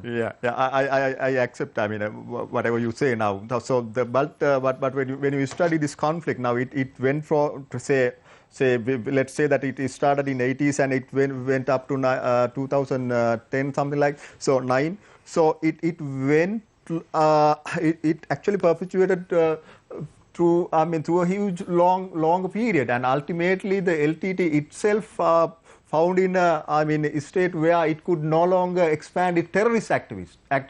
So it ultimately suffered what it was. I just want to pick the brain of the individuals who are seated in the panel, by the way, because we are talking about this issue that really. No, Shamir, let me tell. If you tell that Sri Lanka defeated LTT, okay, well defeated, but that is not because of Sri Lanka's own ability or capability or whatever. We certainly, we had a leadership, we certainly had a military there, and they fought, so we all know that. But the policy of India, policy of the USA, and policy of all other countries, and the countries which banned LTT, that 34 countries which banned LTT and listed LTT. That is because the LTT killed one of the Indian leaders. Yeah. You can't remember Rajiv Gandhi's killing. Yeah. That is why the India, at that time Sonia Gandhi's party was in power. They wanted the LTT defeated. But think that if India ever wanted... Why don't you remember the past, Dr. Tulasiri? Why don't you remember the past? So what is our argument? No, I don't have an argument. I'm just posing questions so to you. LTT got defeated, then Sri Lanka won. I don't have an argument. I don't have to say. Defeating LTT. I am just asking you for your opinion. Yeah, my opinion is we have been engulfed with this ethnic conflict. So it is still there. We have not been able to provide a solution. We had an ethnic conflict in Sri Lanka in the late 1970s, beginning of 1980s. We had an ethnic conflict. There is no question about that. But that transformed into a terrorist conflict at the end of the day. Yeah. Right. Anyway, no point of discussing about this and arguing. I'm very happy the war has ended in Sri Lanka, and today we can all go out there and have a free time. But you can't just be happy and stay comfortably that war ended, because the problem remains the same. Dr. Atulasiri, on the 21st of April 2018, can't you remember what happened in Sri Lanka? The problem remains the same. War ended, the LTT is no longer there, but the people suffer and people have their same... Indian intelligence has informed Sri Lankan intelligence about bomb attack. I am not saying this, Dr. Tulasiri. This is what is published in the media, because the Indian intelligence have told the intelligence in Sri Lanka that there is going to be a bomb attack on the 21st of April. Yeah.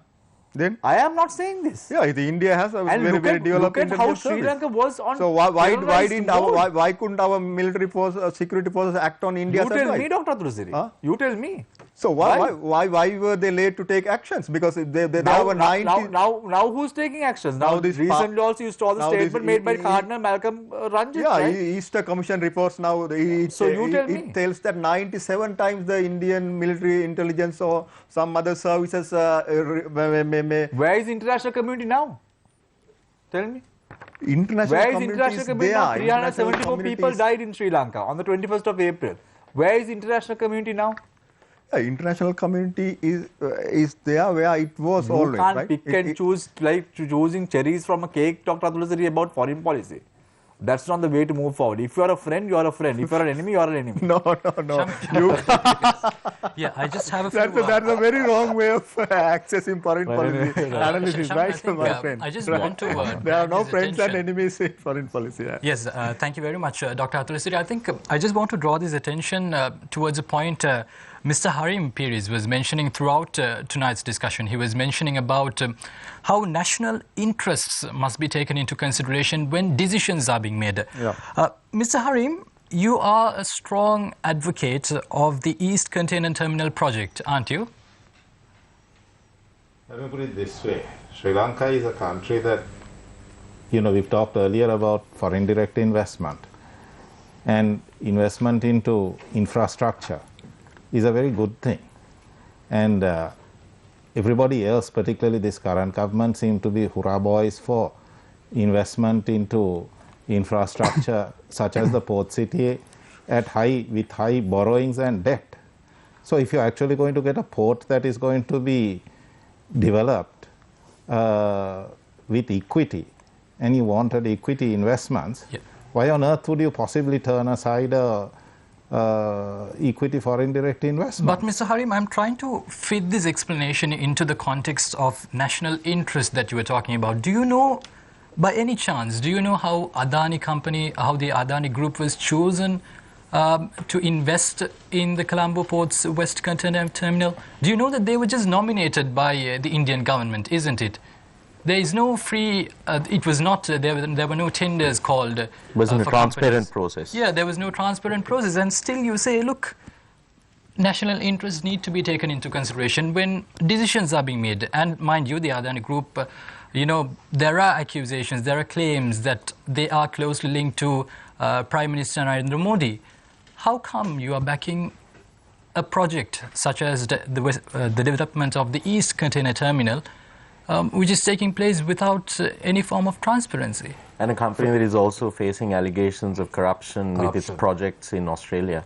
It is being investigated by India's Security and Exchange Board, by the way, and it is also involved in shady operations in Australia, where it is running a coal project. Controversial stuff. Look, firstly, with regard to, let me put it this way. Everybody who was opposed to the East Container Terminal seemed to have shut up when the West Container Terminal has been sort of signed, or the Adani Group is around doing the West Container Terminal. So I don't really understand how the East terminal is completely sort of, cannot be done, and how it's perfectly possible to do the West Container Terminal, right? That argument, that explanation. Well, we didn't say that the West Container Terminal project is good. I didn't tell that. No, I'm not saying you. I'm not saying you. Yeah. You're asking a question as a journalist. I'm talking about the public debate that is going on. Right. You had every Tom, Dick and Harry, probably incentivized protesting about, or well, not actually to every Tom, Dick and Harry. You had probably people But who... you're aware that the Chinese container terminal that is being handled right now has given Sri Lanka a lot of revenue in the recent past. You're aware of that, no, Harim? Look. No, because you can't turn a blind eye towards that, no? No, look. Most of Sri Lanka's shipping that is going through Colombo, and where we make a lot of our money, is transshipment into India, okay? And volumes are growing, and the capacity. So we have the Ports Authority one, and then we have SAGT, okay? And this was going to be the third one that is to be developed. Given that volumes are increasing, given that this is going into India, okay? And you had a foreign direct investment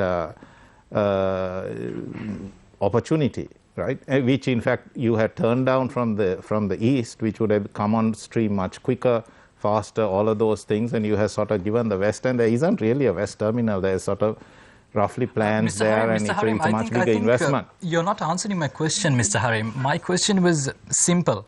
You seem to be a strong advocate of the East Container Terminal project, which was to take place with Adani Group, and then you say that decisions have to be made in line with national interests. How do you piece the two? Because it is very clear that the East Container Terminal project Hassan, had personal interests. If you don't mind, can I simplify the question? Yes, I think please. I think what Hassan's trying to ask is, in international relations, and even when you're doing deals of this nature, who you're doing business with matters.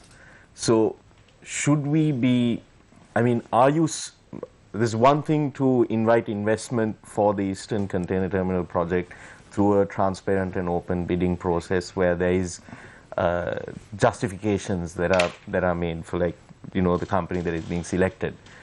In this kind of sort of deal, should we be willing to, get into bed with a company that is facing allegations of corruption, of abuse of power, etc.? Let me first answer the question that was earlier there implied. I think foreign direct investment is in our national interest, and developing our port is in our national interest, and increasing our capacity for container terminal handling and TEUs is in our interest, and therefore, and given also our own incapacity to invest that kind of money, because you were talking of $700 million to $1 billion, it certainly made sense to have foreign direct investment in that. In fact, the logic has been accepted, except that you had turned down the East Container Terminal and shifted it to the West. When it comes to the Adani Group itself and the allegations that you are making, certainly I think it is a demonstration of India's robustness. And I must say, it's not only India, but even China does have quite a strong anti-corruption regime that it is targeting where corruption is concerned. So you are talking about the Adani Group, but I would actually invite you to just look at, say, there are two major quasi-state Chinese companies that are operating in Sri Lanka, and they are required because this is the equivalent of the new, Dutch East India Company kind of thing. Look at the situation that they are facing in China itself under the Chinese own anti-corruption, the equivalent of their bribery commission. So both these companies are facing. All I'm saying is it's a good thing, except that India is actually, because it's a functioning democracy, is more transparent and its institutions are actually more independent. So, right. So we need to go for a short commercial break. Harim, we have a lot of questions that would come your way after this short commercial break with regard to how India has steadfastly moved towards nabbing corruption. As we know, as we talk right now, Vijay Mallya, who took all the Indian banks to town, is nicely sitting in England at the moment, and even the SIM card scandal in India that wreaked havoc across the nation as far as one of the biggest scandals in the Indian history. So we'll speak about all this and more after the short commercial break. Stay connected, stay with Face the Nation.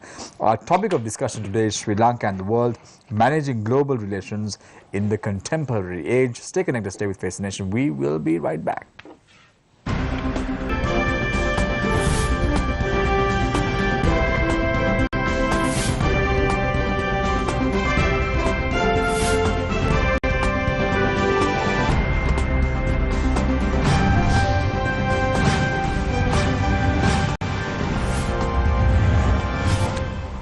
Welcome back. This is Face the Nation. We are in conversation with Harim Peiris, Kusum Mujatilaka, Dr. Srimal Fernando, as well as Dr. Atul Siri Samarakon.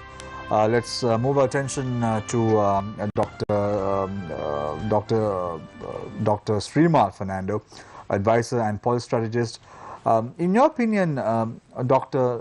Srimal, how much Sri Lanka manage its global relations in this day and age? Well, then we'll have to go back to the history of diplomatic relations starting from 1948, then how we transform from Western-oriented foreign policy manifestation to a more Eastern or Southern, more South-South experience, coming with Bandaranaike coming in, and the more socialist approach into that. With that, I think the next 3 decades till up to 1970, we were with the South-South cooperation, mainly non-alignment members giving partnership to India's role, where Mrs. Indira Gandhi comes into the picture with India's approach with Srimal Bandaranaike, where we had a very good close relations. That's why a maritime boundary line came up, and also Kachati being given to Sri Lanka. Then the next 4 decades, once again with President J.R. Jayawardena coming with more liberal policies and approach towards United States, was something that Sri Lanka took a different turn in its relations with a Western-oriented European approach, where it unfolded for the next 2 decades, till 1990s. And when Mrs. Chandrika Bandaranaike came, she had a balanced view with India with Gujarat Doctrine coming into power, Vajpayee, Prime Minister Vajpayee coming in. So everything was really focusing towards mainland India, right?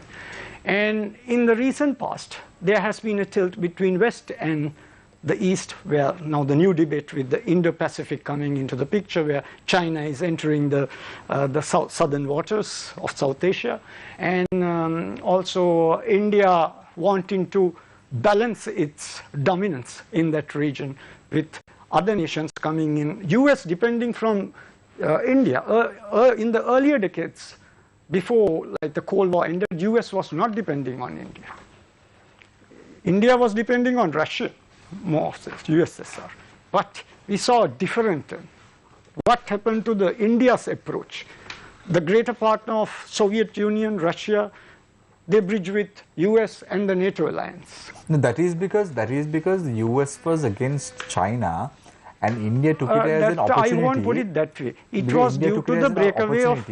And then India took it as an opportunity, and then opened their doors to the US. That's what happened. It's to do with economy. Yeah, to do with economy. Yeah. So when Prime Minister Narasimha Rao came into power, they started the liberalization process, much more behind Sri Lanka, right? Yeah, so let's. Yeah, so it goes with economics and external relations. We know Srimal in the past. We know what exactly happened.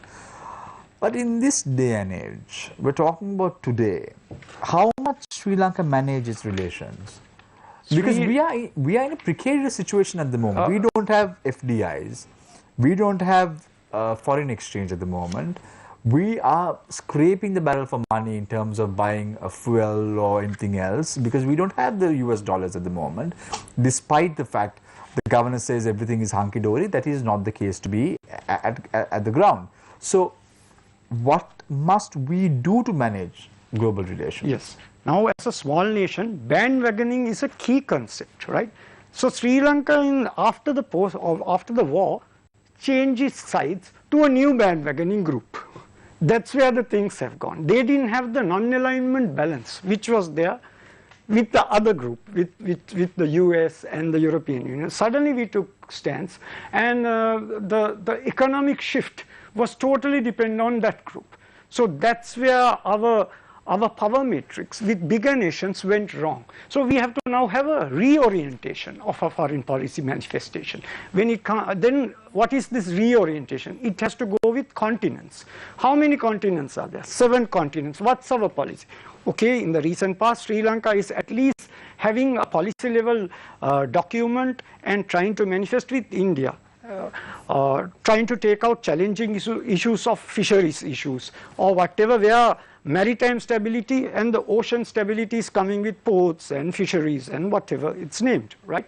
So at least with mainland India, who might be one day a superpower or a UN permanent member in the multilateral forum, is an important way forward for Sri Lanka to work out. But what are our foreign policies with Africa? What is our foreign policy with Oceania? What is our foreign policy with Russia, US, and all these things? Do we have a proper foreign policy with Indo-Pacific? What are those things? Those are the key definition points, or with the Indian Ocean Rim states or ASEAN. We just had a free trade agreement with Singapore. But what happens with the other 10 nations of ASEAN? So these are the things that we have to work out. Everything is to do with policies. There was a time, Srimal, that we've discussed this before also on our show. There was a time that Sri Lanka's foreign policy on one matter was very direct and very straightforward. That was our policy in terms of Palestine. Yes. However, even in the recent past, that is questionable. So yes, now that's a West Asian foreign policy manifestation where our balance has gone either way, right? Because of an issue to deal with Palestine and balancing with Israel. So most of the West Asian foreign policy orientation comes with Palestine. So if we had a proper direction on that, what are those issues and how to balance with Israel as well as the other Arab states is a key important thing that would generate more revenue. Now $7 billion worth of revenue comes from our foreign expats, mainly staying in this part, West Asia. So what has happened to that? Where we have gone wrong? That has to be planned out, chartered out from the Ministry of Foreign Affairs of Sri Lanka, and our policies have to be direct, and the respective embassies like the New Delhi embassy at least has come out with a plan how we will deal with India. That should be there. It's a policy document. Whatever the ambassador or political appointee or non-appointee is not the point. It's about country issues. Policies are country issues. That's the national interest. That comes from the parliament. That comes from the people. So that's where our external that is because Srimal, Mr. Milinda Moragula is a seasoned campaigner as far as foreign relations are concerned. Now that liberty is not there for other ambassadors, no? So those are things that if we want to generate hard currency and bring investments, we have to have specific foreign policy orientations like India. India has a neighborhood first policy, which was not there before even Gujarat Doctrine, right? The recent manifesto. So what are our policies for Africa? Right. So we don't have a policy properly. So how important is it to have a bipartisan policy in a country like Sri Lanka? What do you mean by bipartisan policy? Means like I'll come back to you. Yeah, I just want to ask Kusum this question. Yes, Kusum. Well, I mean, to say bipartisan is, I think, Sri Lanka's always been carrying on this line of non-alignment, which I mentioned before. Now, you have been very, I think everybody on the panel agrees about self-interest and India's self-interest. Can we look at the other countries? Let's look at the United States. When you mentioned the resolution that we co-sponsored, especially with hindsight, or even not with hindsight, what we have to elaborate on why there was a critique of our co-sponsorship of the HRC resolution. And the reason behind that was the hybrid courts. There was a mention of hybrid courts to investigate war crimes, etc., within that resolution.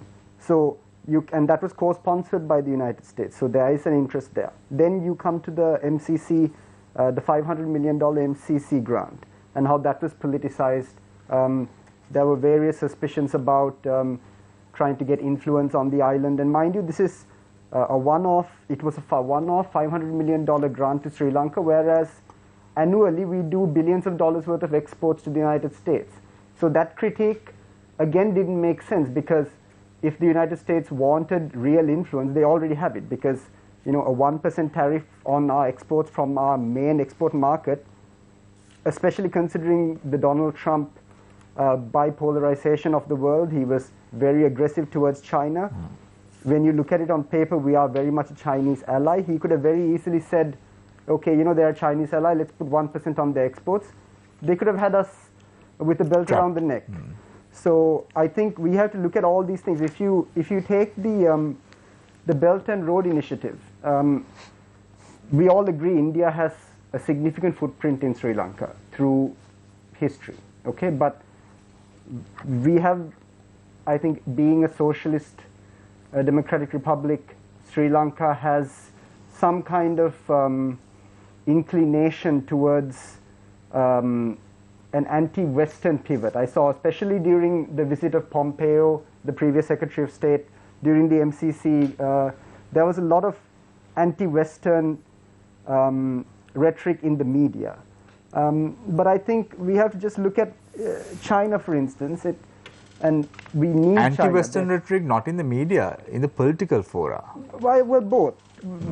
But let's look at China in Sri Lanka. I mean, for all of our worrying about Western imperialism, China has, through various organizations, significant footprints in Sri Lanka, including control over a port, including control over national assets. Now, how have some of those projects gone? We know, for instance, that the Hambantota port is below capacity. We know that the airport has virtually no flights. We know that it's been the epitome of a white elephant project. That project was funded by China. Now, Chinese banks, Exim banks, these are real multinational, international banks. They're not going to just lend unless the project is viable. So then you have to raise the logical question, why did they fund an airport in the middle of a jungle, in the middle of a bird sanctuary, where there are elephants on the main road? Why did they fund that? Why did Exim Bank give us this money? Then let's look at the Belt and Road Initiative as a whole.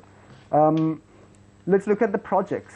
In 2019, Pakistan cancelled a $2 billion Chinese coal power plant, and they reduced their exposures to loans from entities in China. Myanmar scaled down a deep water project. That was a $7.3 billion project, which they scaled down to $1 billion. There was a proposed Omani Chinese industrial city. Proposed cost was $10 billion. It's completely stalled. There was the Korgos Gateway in Kazakhstan, 49% owned by China. It was meant to be the central jewel of this modern Silk Road, or the BRI.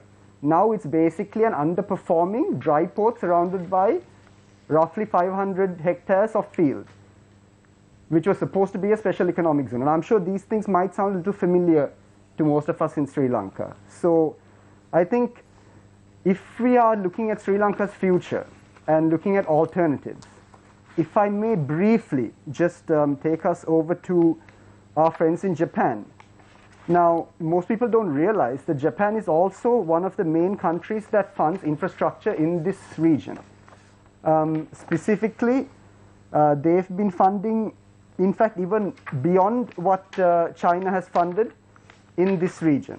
So when you look at Japan and the light rail project, for instance, there was not much in my opinion, there wasn't much transparency in why they were kicked out.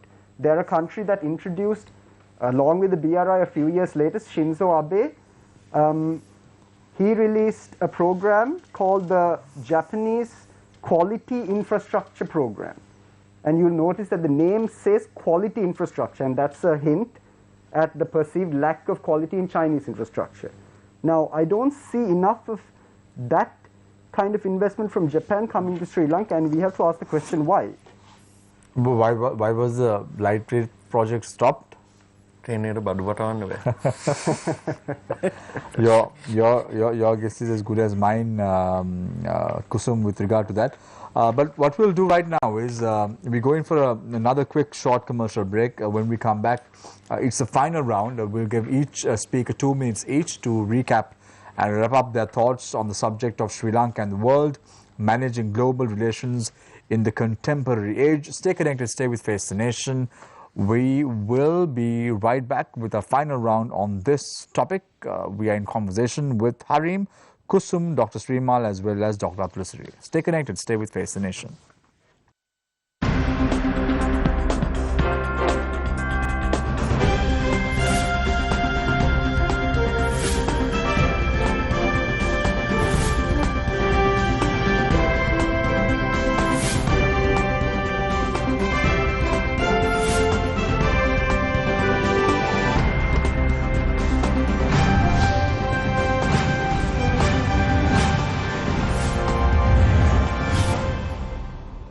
Welcome back. This is Face the Nation. We are in conversation with 4 gentlemen who are experts in the field of international relations. I start off the final round with Harim Paris, former advisor to the Minister of Foreign Affairs. Thank you. And just to wrap up my thoughts this evening, I would simply say that Sri Lanka has our national interests, our national economic interest, our national interests of who we want to be as a people moving forward, the prosperity that our people deserve. What we are trying to achieve domestically requires how we engage with the world. Sri Lanka is completely linked in globally.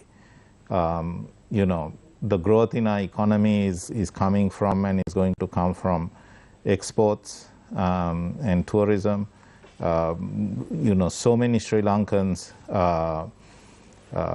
work abroad. If one looks at even our military in post-war peacetime, we are one of the largest contributors to UN peacekeeping.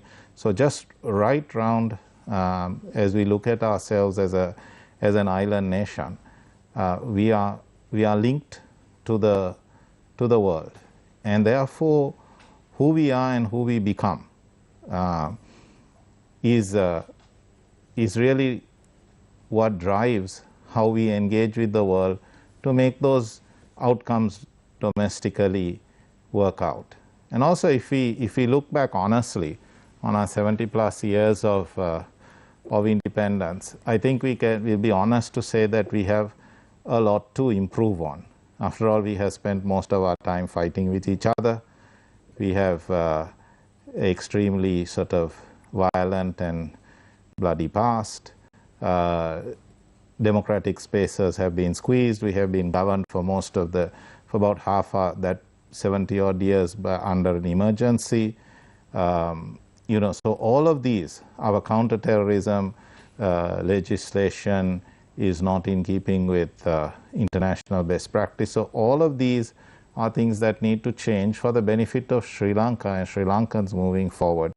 And this drives how we engage with the world and how we benefit from the the growth of large economies around us. And this is the Asian century, and we have exciting growth in China, we have exciting growth in India economically, and Sri Lanka must benefit from both of these. In a changing world, there are security and strategic challenges, And Sri Lanka's advantage is that we are strategically positioned, but also another advantage is that we are a threat to nobody because we are small. But we need to be smart. We need to use that non-threatening position, if you like, but valuable. So we are valuable and non-threatening to ensure that our people benefit from that. Thank you very much, Harim Peris, former advisor to the Minister of Foreign Affairs. We now move our attention to Dr. Athulsiri Samarkon, Senior Lecturer of Politics in International Studies at Open University of Sri Lanka. Yes, Shamir, now when you look at Sri Lanka's post-independence policy, I would like to sort of divide this into two major periods, like post-neoliberal and pre-neoliberal. Like, so in the pre-neoliberal era, before I would say 1977, so our major belief of our major sort of point of departure was that Sri Lanka was a sovereign nation. Like, sovereignty mattered a lot before neoliberal period. So after neoliberalism, the state sovereignty actually became a secondary matter. But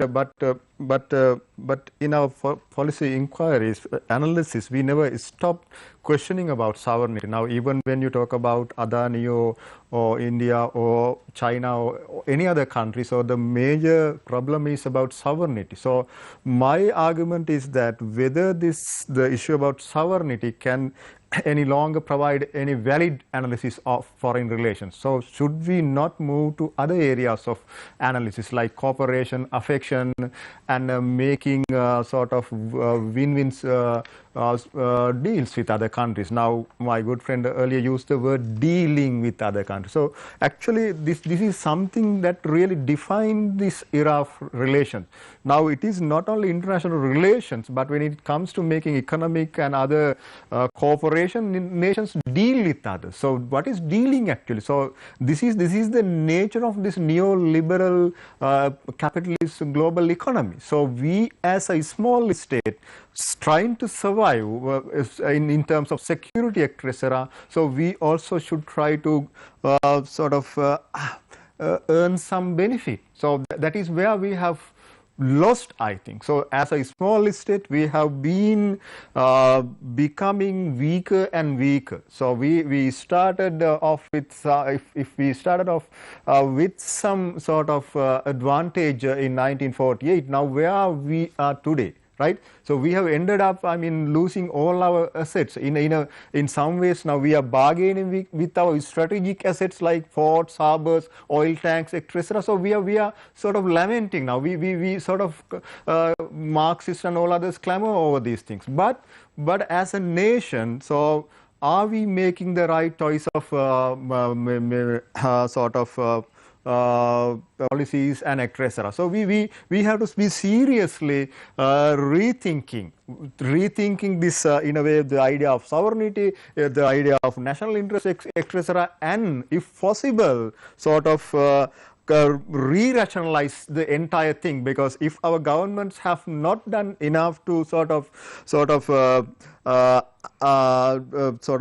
preserve our national interest or whatever we mean by it, so we have to rethink of how we should be able to do that. So that is what we can actually do, because international relations, Sri Lanka's relations with the international realm, not just depend on the external incentives or systemic pressures on the country, but on the domestic frontier. So what we as a nation can do, and how possible for us to join together, to be with Muslims, Tamils and all, and to sort of forge a constructed sort of unity to the world, and then sort of bring the world to us. So that should be the, I think, policy direction for Sri Lanka. So thank you very much, Dr. Athulsiri Samarkon, Senior Lecturer in Politics and International Studies at the Open University of Sri Lanka.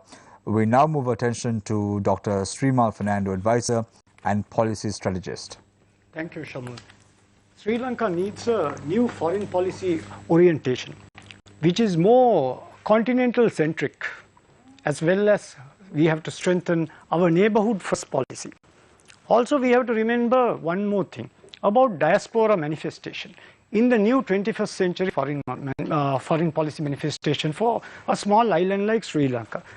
Out of the 20 million, 3 million live abroad. 1 in 8 stay work as expatriates or they live in another country. So that is also an important component which can generate revenue for our country and create to the greater stabilization process of the nation.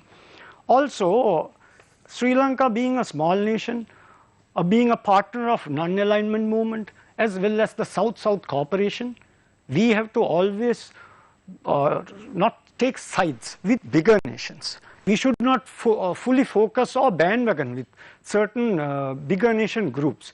The second part is the bigger nations also, when it comes to smaller nations like Sri Lanka, has to not only work only on economics and defense matters, they have to think of the internal dynamics of politics, economics and socio-cultural dynamics within a small nation. Like Sri Lanka, when they manifest their bilateral or multilateral foreign policy approach, Sri Lanka also needs to work very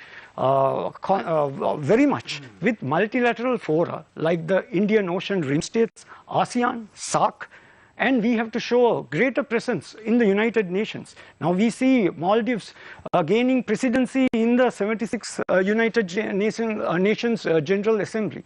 These are things as a small nation we should work on, because then the external pressure can be neutralized by certain stakeholders in these things.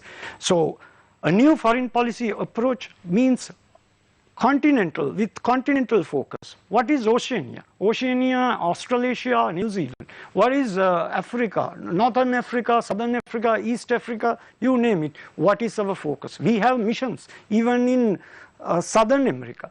What are our strategic points when it comes to multilateral, trilateral, or in bigger forums like the SAARC and all? SAARC, we do have a Secretary General, but greater presence in the neighborhood is an important primacy. Dealing with the neighbor, India, is a key component. That will take a long way for us. With that, I conclude my statement. Thank you very much, Dr. Srimal Fernando. I now move my attention to Kusum Vijayatilaka, Foreign Affairs Analyst. Thank you. So thanks again for having me. It's been a pleasure. I just want to point out once again, when we were discussing the Status of Forces Agreement with the United States and during the time of the MCC grant as well, there was a report on the AsiaNikkei.com website, a foreign ministry official anonymously stated at that time that Sri Lanka did not want to seem too closely aligned with any nation, and that signing the Status of Forces Agreement would lead to such complications.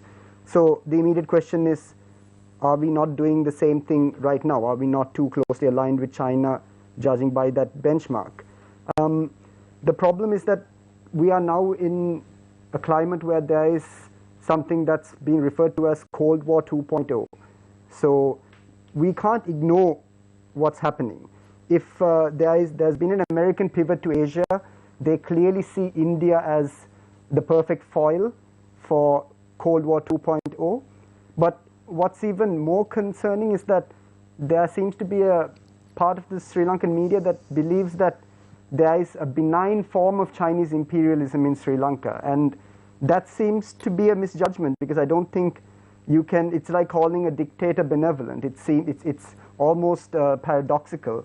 Foreign relations can be a bargaining chip, but if we keep looking at Chinese investment in Sri Lanka as purely transactional, I think we might be missing the boat. The fact is that Sri Lanka's alignment with China does clearly have an opportunity cost. We can't ignore that opportunity cost indefinitely. There is a battle between the United States and China for a global hegemonic power. Sri Lanka is a conduit of that battle. So if we don't keep these things in mind, we're going to keep making strategic errors akin to this present government's economic policy. I mean, we talked about our lack of foreign reserves and all the economic issues. These are not foreign policy driven issues. These are local political policy decisions that have led us down this track. And the same thing goes for our relations with India. Our local political decisions, our lack of a clear stance or a lack of an official stance on the 13th Amendment and the national question is leaving us vulnerable on the foreign affairs stage. So we have to ensure that our domestic policy has some kind of synergy with our foreign policy, or we're just going to look a bit rudderless. Right, thank you very much, Kusum. Thank you very much, Harim Perius, for joining us this evening on the show, alongside Dr. Athulasiri Samarkon, Kusum Tilaka, as well as Dr. Srimal Fernando. Thank you very much, gentlemen, for joining us this evening on Face the Nation. It was a pleasure to have the four of you on board. Thank you very much, Nadim, and thank you very much, Hassan, for joining us this evening on Face the Nation. I leave you tonight with a quote, as I always do. Mutual respect for one another and cooperation should be the basis for relationships with foreign nations. Take care and good night.